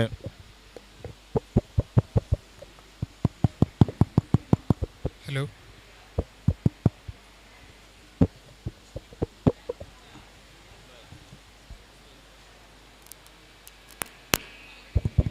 ഓക്കെ. നമ്മുടെ നേരത്തെ ഇവിടെ പറഞ്ഞു വെച്ചതുപോലെ നമുക്ക് എല്ലാവർക്കും ചേർന്ന് നിന്നുകൊണ്ട് വലിയ മാറ്റമാണ് ഉണ്ടാക്കേണ്ടത്. ജില്ലാ പഞ്ചായത്ത് അത്തരം വലിയൊരു ശ്രമം ഇവിടെ ആരംഭിക്കുന്നു. വിജയബേരി ആരംഭിച്ചതിൻ്റെ ഒരു റിസൾട്ട് നമ്മളിന്ന് കാണുമ്പോൾ മലപ്പുറത്ത് നിന്ന് ഓരോ വിദ്യാഭ്യാസ രംഗത്ത്, കേരളത്തിലെയോ അല്ലെങ്കിൽ നാഷണൽ ലെവലിലെയോ അല്ലെങ്കിൽ അന്താരാഷ്ട്ര തലത്തിൽ തന്നെ ഫുൾ ബ്രൈറ്റോ ഷെവനിങ്ങോ എറാസ്മസ് മുണ്ടസോ ഒക്കെ റിസൾട്ട് വരുമ്പോൾ, അതിൻ്റെയൊക്കെ വാർത്തകൾ വരുമ്പോൾ 5 കോടിയും 6 കോടിയും 10 കോടിയൊക്കെ സ്കോളർഷിപ്പ് വാങ്ങി ലോകത്തിൻ്റെ വിവിധ മേഖലയിൽ എത്തിച്ചേരുന്ന വലിയ മിടുക്കരായ കുട്ടികളെ ഇങ്ങനെ മാറ്റി നിർത്തപ്പെട്ടിരുന്ന അല്ലെങ്കിൽ അങ്ങനെ ഞങ്ങൾ എത്തില്ല എന്ന് വിചാരിച്ചിരുന്ന ഒരു സമൂഹത്തിൽ നിന്ന്, അത് ഏറ്റവും ഉയർന്ന പശ്ചാത്തലമുള്ള മനുഷ്യരിൽ നിന്നല്ല, അവരുടെ പിൻതലമുറ അല്ല പിന്നെയും പിന്നെയും വിജയിച്ചു വരുന്നത്. അങ്ങനെ ഒരു പാരമ്പര്യമില്ലാത്ത കുടുംബങ്ങളിൽ നിന്ന് പോലും ഇത്തരത്തിലുള്ള ആളുകൾ ധാരാളമായിട്ട് കയറി വരുന്ന ചിത്രം നമുക്ക് മലപ്പുറത്ത് നിന്ന് കാണാൻ കഴിയുന്നുണ്ട്. വളരെ കർഷക കുടുംബത്തിൽ നിന്ന് അങ്ങനെ താഴെ സമൂഹത്തിൻ്റെ എല്ലാ തരത്തിലുള്ള വിദ്യാഭ്യാസപരമായി മറ്റ് എക്സ്പോഷറൊന്നും ഇല്ലാത്ത കുടുംബങ്ങളിൽ നിന്ന് പോലും ഇത്തരം വലിയ മാറ്റങ്ങൾ നമുക്ക് മലപ്പുറത്ത് നിന്ന് കാണാൻ കഴിയുന്നത് പോലെ നാളെ കാസർഗോഡ് നിന്ന് മനോഹരമായ അനേകം അനുഭവങ്ങൾ സൃഷ്ടിക്കാൻ കഴിയണം. നമ്മുടെ മുമ്പിലെ ഈ കാസർഗോഡൻ കാഴ്ച എന്ന് പറയുന്നത് അത് ഈ വലിയ വിളക്കുള്ള കല്യാണങ്ങളും വലിയ ആഘോഷങ്ങളും വലിയ സ്പെൻഡിങ്ങും നമ്മൾ എന്തിനു ചെയ്യുന്നു എന്നുള്ള ചോദ്യം രക്ഷിതാക്കളോട് നമ്മൾ ചോദിക്കേണ്ട ചോദ്യം തന്നെയാണ്. നമ്മൾ ഏറ്റവും കൂടുതൽ ചിലവഴിക്കുന്നത് കല്യാണത്തിനായിരിക്കും കാസർഗോഡ്. ആ ചിലവിന് എന്തുകൊണ്ട് വിദ്യാഭ്യാസത്തിലേക്ക് മാറ്റിക്കൂടാ എന്ന ചോദ്യം നമ്മൾ ഉയർത്തിക്കൊണ്ടുവരേണ്ടതുണ്ട്. അങ്ങനെ നമുക്ക് ഈ മാറ്റങ്ങൾ നമ്മുടെ അകത്ത് നിന്ന്, നമ്മുടെ സമൂഹത്തിനകത്ത് നിന്ന് എല്ലാവരും ചേർന്ന് നിന്നുകൊണ്ട് സംഭവിക്കുമ്പോൾ മാത്രമാണ് അത് സമ്പൂർണ്ണമായി വിജയിക്കാൻ കഴിയുക. ജില്ലാ പഞ്ചായത്തിൻ്റെ പ്രൊജക്റ്റിനൊപ്പം അത് വിജയിപ്പിക്കുന്നതിനൊപ്പം ഇവിടെ സർക്കാരിൻ്റെ കോച്ചിങ് സെൻ്ററുകളുണ്ട്, അതിലെത്ര പേരത് ഉപയോഗിക്കുന്നു, അതെത്ര ക്രിയാത്മകമായി നടക്കുന്നു, ഈ രണ്ട് ചോദ്യവും നമ്മൾ ഒരിക്കലും നടത്തുന്നതേയില്ല, നമ്മളതിനെ ഓഡിറ്റ് ചെയ്യപ്പെടുന്ന പോലുമില്ല. നമ്മളെ സംബന്ധിച്ചിടത്തോളം അങ്ങനെ ഒരു കോച്ചിങ് സെൻറ്റർ വന്നു, കോച്ചിങ് സെൻറ്റർ ഉണ്ട് എന്ന് വിചാരിക്കുകയാണ്. അതിനപ്പുറത്ത് അത് എത്ര പേർ പ്രയോജനപ്പെടുത്തുന്നു, അതെത്ര കൃത്യമായി നടക്കുന്നു, അത് എത്രത്തോളം റിസൾട്ട് ഉണ്ട്, ഈ അർത്ഥത്തിൽ നമുക്കത് ഓഡിറ്റ് ചെയ്യപ്പെട്ടുകൊണ്ടും അതിനെങ്ങനെ മുന്നോട്ട് കൊണ്ടുപോകാം എന്നും ആലോചിച്ചുകൊണ്ട് ഉണർന്നിരിക്കുന്ന ഇതിനെയൊക്കെ ചിന്തിക്കുന്ന ഒരു തലമുറയെ സൃഷ്ടിക്കാനും സമൂഹത്തെ സൃഷ്ടിക്കാനും കഴിഞ്ഞാൽ നമുക്ക് വലിയ മാറ്റങ്ങൾ ഉണ്ടാക്കാൻ കഴിയും. അത് വികസനത്തിൻ്റെ കാര്യത്തിലും തൊഴിലിൻ്റെ കാര്യത്തിലും വിദ്യാഭ്യാസത്തിൻ്റെ കാര്യത്തിലും ഭാവിയിലേക്കുള്ള നമ്മുടെ ഓരോ കരുതിവെപ്പിൻ്റെ കാര്യത്തിലും ഈ സൂക്ഷ്മമായ ജാഗ്രത ഉണ്ടായിരിക്കുമ്പോഴാണ് നമുക്ക് മുന്നോട്ട് പോകാൻ കഴിയുക എന്നാണ് വിചാരിക്കുന്നത്. അതിൻ്റെ ഒരു തുടക്കമാണ് ഈ ചർച്ച. സദസ്സ് കൂടി അല്പസമയം ഇടപെടും. വളരെ വേഗം നമുക്ക് ഈ സെഷൻ അവസാനിപ്പിക്കും. നമ്മുടെ അതിഥികൾക്ക് തിരക്കുകളുണ്ട്. അവിടെ നടന്ന ചർച്ചയിൽ സാബു സാറ് നേരത്തെ പറഞ്ഞ പോലെ നമ്മൾ പിന്നോക്കക്കാരാണ് എന്ന് നമ്മളിങ്ങനെ നിരന്തരം പറഞ്ഞുകൊണ്ടിരിക്കേണ്ട എന്ന് പറഞ്ഞതുകൊണ്ട് എങ്കിലും നമ്മുടെ ഒരു വിഷയം നമുക്ക് പറയാതിരിക്കാൻ പറ്റില്ലല്ലോ. എനിക്ക് തോന്നുന്നു കാസർഗോഡ് എന്ന് പറയുമ്പം നമ്മുടെ വിദ്യാഭ്യാസമാണെങ്കിലും ആരോഗ്യമാണെങ്കിലും കാസർഗോഡ് ജില്ലയെ നമ്മൾ ചന്ദ്രഗിരി പുഴയ്ക്ക് അപ്പുറം ഇപ്പുറം എന്ന് പറഞ്ഞുകൊണ്ട് രണ്ടായിട്ട് ഒന്ന് മാറ്റി നോക്കിയാൽ ചന്ദ്രഗിരി പുഴയ്ക്ക് ഇപ്പുറമുള്ള സ്ഥലങ്ങളിൽ പലപ്പോഴും പല പ്രശ്നങ്ങളും നമുക്ക് കാണാൻ സാധിക്കും. ആരോഗ്യ മേഖലയിലുള്ള പല പ്രശ്നങ്ങളും ഡോക്ടർ ഷമീം ഇങ്ങനെ സൂചിപ്പിച്ചു കഴിഞ്ഞു. എനിക്ക് തോന്നുന്നത് ഇതിലൊരു മാറ്റം ആവശ്യമുണ്ട് എന്ന് ആഗ്രഹിക്കുന്നത് കൊണ്ട് മാത്രമാണ് ഞാൻ പറയുന്നത്. വിദ്യാഭ്യാസ മേഖലയിൽ ഉണ്ടാകുന്ന പ്രശ്നം ഒന്ന്, നമ്മുടെ ഹയർ സെക്കൻഡറി സ്കൂളുകളിലാണ് ഏറ്റവും കൂടുതൽ പ്രശ്നങ്ങൾ സംഭവിക്കുന്നത്. കേരളത്തിൽ 15ഓളം സ്കൂളുകൾ QIP ലിസ്റ്റിൽ വന്നു. അതായത് 50% താഴെ റിസൾട്ടുള്ള സ്കൂളുകളുടെ ലിസ്റ്റ് എടുത്ത് നോക്കുമ്പോൾ ആ 15 സ്കൂളിൽ 9 സ്കൂളും കാസർഗോഡ് ജില്ലയിലാണ്. 9 സ്കൂളും കാസർഗോഡ് ജില്ലയിലാണ്. ആ 9 സ്കൂളിൽ 7 സ്കൂളും ചന്ദ്രഗിരി പുഴയ്ക്ക് ഇപ്പുറമുള്ള മഞ്ചേശ്വരം മണ്ഡലത്തിലും കാസർഗോഡ് മണ്ഡലത്തിലുള്ള സ്കൂളുകളാണ്. നമ്മളതാണ് ആലോചിച്ച് നോക്കേണ്ട സംഭവം. ഇനി രണ്ടാമത്തെ ഒരു കൗതുകം എന്ന് വെച്ചാൽ ഈ 9 സ്കൂളുകളിൽ 6 സ്കൂളുകളിൽ ഇപ്പോഴും പ്രിൻസിപ്പാൾമാരില്ല എന്നുള്ളതാണ്. ഏറ്റവും പുതിയ പ്രിൻസിപ്പൾമാരുടെ ലിസ്റ്റ് വന്ന ശേഷവും അതിനുശേഷവും 4-5 സ്കൂളുകളിലും ഈ QIP ലിസ്റ്റിൽ പെടുന്ന സ്കൂളുകളിൽ പ്രിൻസിപ്പാൾമാരില്ല. അപ്പോൾ നമ്മൾ പറയുന്നത് ഇങ്ങനെ പ്രശ്നങ്ങൾ പരിഹരിച്ചു കൊണ്ടുവരുന്നു എന്ന് പറയുമ്പോഴും ഇങ്ങനെയുള്ള പ്രശ്നങ്ങൾ, അതായത് ജില്ലാ പഞ്ചായത്ത് അല്ലെങ്കിൽ ഗവൺമെൻറ്റുകൾ ബന്ധപ്പെട്ട അധികാരികൾ എന്ത് ചെയ്യണമെന്ന് വെച്ചാൽ ഇങ്ങനെയുള്ള ചെറിയ ചെറിയ കാര്യങ്ങളിൽ പോലും, ചെറിയ ചെറിയ കാര്യങ്ങളല്ല എങ്കിൽ കൂടിയും ഇത്തരത്തിലുള്ള വിഷയങ്ങളെയും കൂടി പരിഗണിച്ച് ഇപ്പോൾ QIP സ്കൂളുകളെ മുന്നോട്ട് കൊണ്ടുവരണമെന്നുണ്ടെങ്കിൽ സ്വാഭാവികമായിട്ടും അവിടെ ഒരു നല്ല പ്രിൻസിപ്പളിന് ആവശ്യമാണ്. അല്ലാതെ ഒരാൾക്ക് പ്രിൻസിപ്പൽ ഇൻചാർജ് കിട്ടുകയാണെങ്കിൽ സ്വാഭാവികമായിട്ട് അവിടെ സംഭവിക്കുന്നത് എന്തെന്ന് വെച്ചാൽ അവർക്ക് ക്ലാസ്സും എടുക്കണം, ഈ കുട്ടികളെ കൺട്രോൾ ചെയ്യുകയും വേണം, റിസൾട്ട് ഉണ്ടാക്കുകയും വേണം. അത് പ്രായോഗിക അല്ലാത്ത ഒരു വിഷയമായിട്ട് മാറുന്നുണ്ട്. അപ്പോൾ സ്വാഭാവികമായിട്ടും അങ്ങനെ ചില പ്രശ്നങ്ങൾ നമ്മുടെ വിദ്യാഭ്യാസ മേഖലയിലുണ്ട്. 2, ഇവിടെ പറഞ്ഞു വെച്ചു നമ്മുടെ അധ്യാപകരൊക്കെ കാസർഗോഡ് ജില്ലക്കാരാണ് എന്ന് പറയുന്നതിനെ അതിനോട് യോജിക്കാൻ ചില പ്രയാസങ്ങളുണ്ട്. കാരണം വിദ്യാഭ്യാസ മേഖലയിൽ നമ്മളൊക്കെ ഇങ്ങനെ ഗസ്റ്റ് അധ്യാപകരൊക്കെ ആയിട്ട് വർക്ക് ചെയ്യുന്നത് കൊണ്ട് തന്നെ എനിക്ക് തോന്നുന്നത് ഇപ്പോഴും കാസർഗോഡ് ജില്ലയിലെ ആദ്യ ക്ലാസ്സുകൾ, ആദ്യ പീരീഡുകൾ തുടങ്ങണമെങ്കിൽ വൈകി എത്തുന്ന മലബാർ എക്സ്പ്രസിൻ്റെ സമയത്തിനനുസരിച്ചിട്ടാണ് മഞ്ചേശ്വരത്തും കാസർഗോഡൊക്കെ ആദ്യ ബെല്ല് മുഴങ്ങുന്നത്. അതിപ്പോഴും ഉണ്ട്, ആ പ്രശ്നങ്ങളുണ്ട്. അതേപോലെ തന്നെ വെള്ളിയാഴ്ച ദിവസങ്ങളിൽ ഉച്ചയ്ക്ക് ശേഷം സ്കൂളിൽ അധ്യാപകരില്ലാത്ത പ്രശ്നമുണ്ട്. തിങ്കളാഴ്ച ആദ്യം ഉച്ചവരെയുള്ള സമയങ്ങളിൽ അധ്യാപകരില്ലാത്ത പ്രശ്നങ്ങളുണ്ട്. ഇതൊക്കെയും പ്രശ്നങ്ങൾ തന്നെയാണ്. അങ്ങനെ നമ്മൾ കാസർഗോഡ് ജില്ലയിൽ അധ്യാപകരുടെ മുഴുവനായിട്ടും കാസർഗോഡുകാരായിട്ടുള്ള അല്ലെങ്കിൽ ഇവിടെ മുഴുവനായിട്ടും നിൽക്കുന്ന അധ്യാപകരുണ്ട് എന്ന് പറയുന്ന കാര്യത്തോടും യോജിക്കാൻ സാധിക്കുന്നില്ല. അത് പരിഹരിക്കപ്പെടണമെന്നുള്ള ആഗ്രഹം കൊണ്ടാണ് പറയുന്നത്. അതേപോലെ തന്നെ ജില്ലാ പഞ്ചായത്തിൻ്റെ ഒരു പ്രൊജക്റ്റ് ഉണ്ടായിരുന്നു, മികവ് എന്ന് പറയുന്ന പ്രൊജക്റ്റ്. ഒരു പക്ഷേ നല്ലൊരു നല്ല സ്റ്റഡി മെറ്റീരിയൽസും 10ാം ക്ലാസ്സിനും ഹയർ സെക്കൻഡറിക്കൊക്കെ വേണ്ടിയിട്ടുള്ള സ്റ്റഡി മെറ്റീരിയൽസ് ഒരുക്കിക്കൊണ്ടുള്ള മികവ് എന്ന് പറയുന്ന ഒരു പ്രൊജക്റ്റ് ജില്ലാ പഞ്ചായത്ത് വിദ്യാഭ്യാസ മേഖലയിൽ നടത്തിയിരുന്നു. പക്ഷേ അതിൻ്റെ ഒരു ഫോളോ അപ്പ് എന്ന് പറയുന്നത് പോയിട്ടുണ്ടോ എന്ന് നമ്മൾ സംശയിക്കുകയാണ്. ഏതോ ഒരു 4-5 വർഷങ്ങൾക്ക് മുമ്പ് ഇറങ്ങിയ മെറ്റീരിയൽസ് അത് മാറ്റിക്കൊണ്ട് വരാൻ വേണ്ടി സാധിച്ചിട്ടില്ല എന്നുള്ളൊരു പ്രയാസം ജില്ലാ പഞ്ചായത്ത് പ്രസിഡന്റിന് മുമ്പാകെ അറിയിക്കാൻ ഉദ്ദേശിക്കുകയാണ്. നേരത്തെ നമ്മൾ സൂചിപ്പിച്ച വിജയബേരി പദ്ധതി, വിജയബേരിയുടെ വിഷയം എന്ന് വെച്ചാൽ എല്ലാ വർഷവും അവർ അപ്ഡേറ്റ് ആവും, എല്ലാ വർഷവും പുതിയ പുതിയ മെറ്റീരിയൽസ് അവർ ഇറക്കും. നമ്മുടെ സ്കൂളിലെ ടീച്ചേഴ്സ് തന്നെ വിജയബേരി മെറ്റീരിയൽസ് ഉപയോഗിച്ചുകൊണ്ട് ക്ലാസ് എടുക്കുകയും കുട്ടികൾക്ക് അതിൻ്റെ എക്സാം നടത്തുകയും ചെയ്യുന്നുണ്ട്. വിജയബേരി എല്ലാ മാസവും കുട്ടികൾക്ക് എക്സാമിന് വേണ്ട ക്വസ്റ്റ്യൻ പേപ്പറും കാര്യങ്ങളൊക്കെ മെറ്റീരിയൽസൊക്കെ അവർ നൽകി ഇപ്പോഴും ആ ജില്ലയെ മുന്നോട്ട് കൊണ്ടുവരാനുള്ള ശ്രമങ്ങൾ നടക്കുന്നുണ്ട്. അപ്പോൾ എനിക്ക് സൂചിപ്പിക്കാനുള്ളത്, ജില്ലാ പഞ്ചായത്ത് അത്തരത്തിലുള്ള ഒരു പ്രൊജക്റ്റ് വിദ്യാഭ്യാസ മേഖലയിൽ വിജയബേരി മാതൃകയിലുള്ള ഒരു പ്രൊജക്റ്റ് വളരെ കാര്യക്ഷമമായി നടത്താൻ വേണ്ടി ശ്രമിക്കുകയാണെങ്കിൽ അത് നന്നായിരിക്കും. അതിനു വേണ്ട സഹകരണങ്ങൾ എനിക്ക് തോന്നുന്നു ഈ വെഫിയുടെ ഭാഗമായിട്ട് നമ്മൾ അതിനൊരു പ്രപ്പോസലും മറ്റൊക്കെ ചെയ്തു തരാൻ ഞങ്ങൾ തയ്യാറാണ്. അതേപോലെ തന്നെ ഷമീം ഡോക്ടറെ പോലെയുള്ള ഈ കാര്യങ്ങളിൽ ഇടപെടുന്ന ആൾക്കാരൊക്കെ സഹകരിപ്പിച്ചുകൊണ്ട്, ഉദ്യോഗസ്ഥ തലങ്ങളിലുള്ള ആൾക്കാരെ മാത്രം ഉപയോഗിച്ചുകൊണ്ടല്ല, ജില്ലയുടെ കാര്യങ്ങൾ അറിയുന്ന അല്ലെങ്കിൽ മൈന്യൂട്ടായിട്ടുള്ള എല്ലാ കാര്യങ്ങളെക്കുറിച്ചും മനസ്സിലാക്കുന്ന ആൾക്കാരെയും കൂടി ഉൾപ്പെടുത്തിക്കൊണ്ടുള്ള ഒരു സംവിധാനം നടത്തിയാൽ നമുക്കതിൽ വലിയൊരു മാറ്റം ഉണ്ടാകാൻ സാധിക്കുമെന്ന് ഉദ്ദേശിക്കുകയാണ്. അത് വിജയിക്കുമെന്നും വിചാരിക്കുന്നു. ലാ യുഗയ്യിറു മാബി നഫ്സിൻ ഇല്ലാ യുഗയ്യിറു മാബി അൻഫുസിക്കും എന്നൊരു വചനമുണ്ട്. ചില തെറ്റുണ്ടെങ്കിൽ ചിലപ്പോൾ ചൂണ്ടിക്കാട്ടാം. അതായത് വൈയക്തികമായി ഓരോ വ്യക്തികളും മാറ്റം വരുത്താത്തിടത്തോളം കാലം സമൂഹം മാറ്റം വരില്ല എന്നുള്ളത്.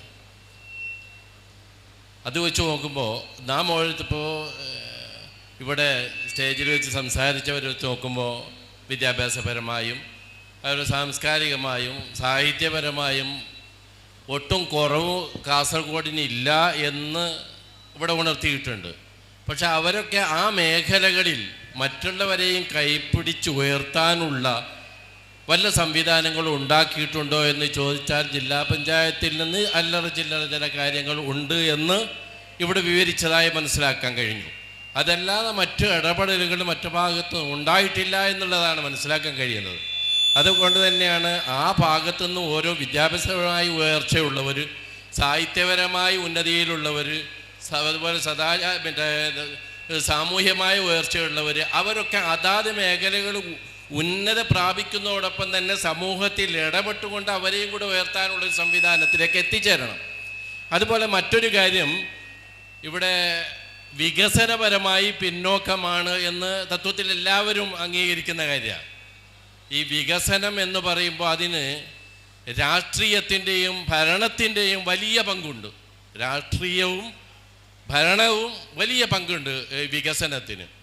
നമ്മുടെ മറ്റുള്ള ജില്ലകളിൽ വികസനം ഞാൻ ചിന്തിക്കുമ്പോൾ എനിക്ക് കണ്ടെത്താൻ കഴിയുന്ന മറ്റ് ജില്ലകളിലൊക്കെ ഒരു ഇലക്ഷൻ കഴിഞ്ഞാൽ അതിൻ്റെ ഇലക്ഷൻ്റെ റിസൾട്ടിന് ആദ്യം മുൻകൂറായി ആർക്കും പറയാൻ പറ്റുന്നില്ല എന്തായിരിക്കും എന്നുള്ളത്. കാരണം അവിടുത്തെ ജനങ്ങൾ അതിനനുസരിച്ച് പുരോഗതിക്കനുസരിച്ച് മാറ്റങ്ങൾ അനുസരിച്ചുള്ള വോട്ട് സമ്പ്രദായം ചെയ്തിട്ടുണ്ടാകാം എന്ന് കണക്കാക്കിക്കൊണ്ടാണ് മറ്റുള്ള അത് എങ്ങനെയായിരിക്കും വിധിയെന്ന് മുൻകൂറായി പറയാൻ പറ്റുന്നില്ല. പക്ഷേ കാസർഗോഡ് ജില്ലയെ സംബന്ധിച്ചിടത്തോളം വോട്ട് ചെയ്താൽ തന്നെ വിജയിച്ചു എന്നും അതിന് പടക്ക സംവിധാനങ്ങളും എതിരാളികൾക്കുള്ള കോലം കത്തിക്കലൊക്കെ സംവിധാനങ്ങൾ മുമ്പ് തന്നെ ഉണ്ടാക്കി വെക്കുന്നു. അപ്പം മാറ്റമില്ലാത്ത ഒരു അടിമത്ത രാഷ്ട്രീയം ഇവിടെ ഉണ്ടായിപ്പോയിട്ടുണ്ടോ?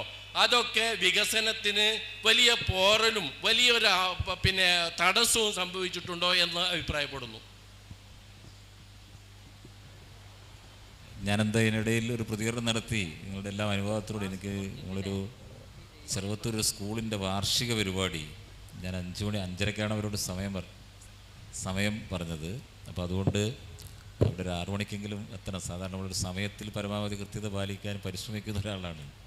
അപ്പോൾ അതുകൊണ്ട് വന്ന ചില വിഷയങ്ങളുണ്ട്. തീർച്ചയായും നമ്മളെ BRCയിലെല്ലാം ഭാഗമായി ചുമതല നിർവഹിക്കുന്ന മാഷോട് ചില അഭിപ്രായങ്ങളോട് പറഞ്ഞിട്ടുണ്ട്.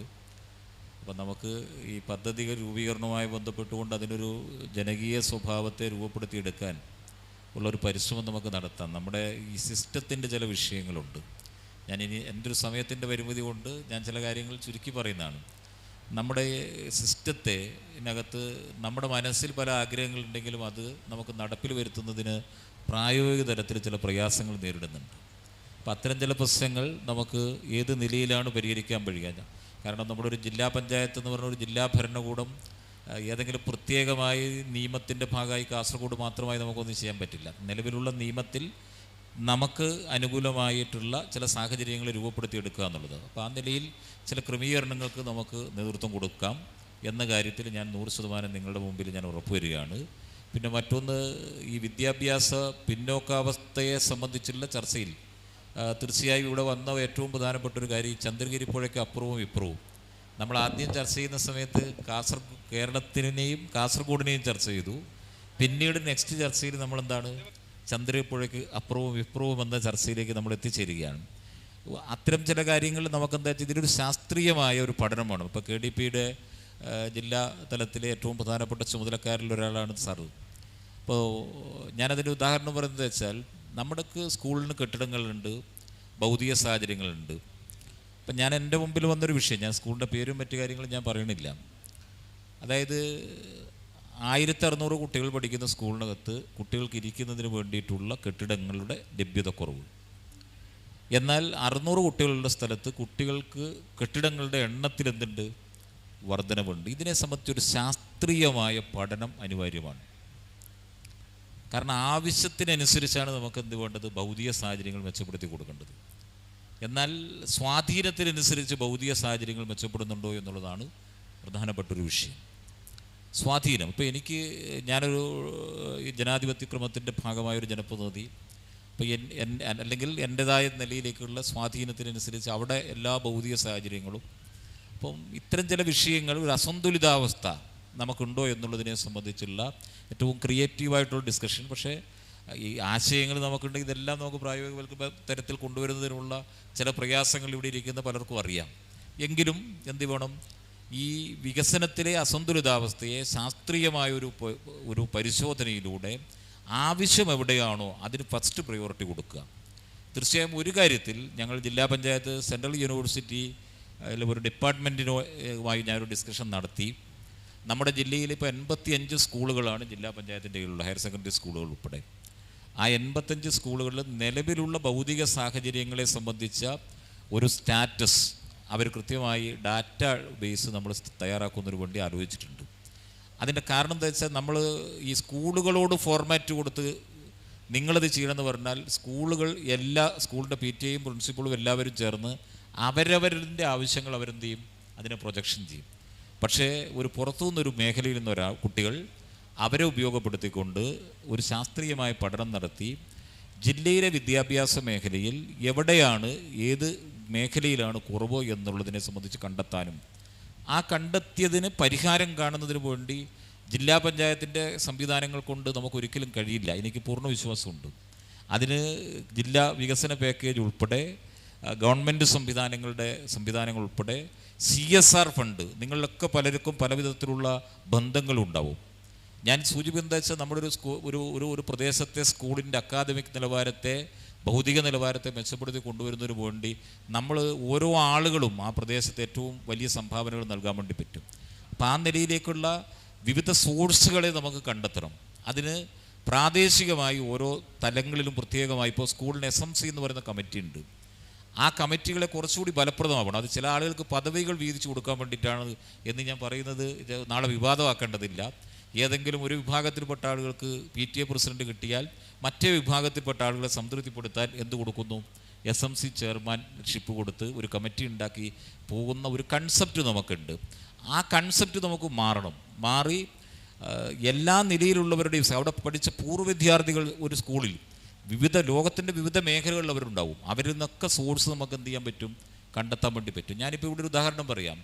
ഇപ്പോൾ നമ്മുടെ ജില്ലയിൽ പാക്കത്ത് ഗവൺമെൻറ് ഹൈസ്കൂളിനകത്ത് കഴിഞ്ഞ ദിവസം ഒരു കമ്മിറ്റി രൂപീകരിച്ചു.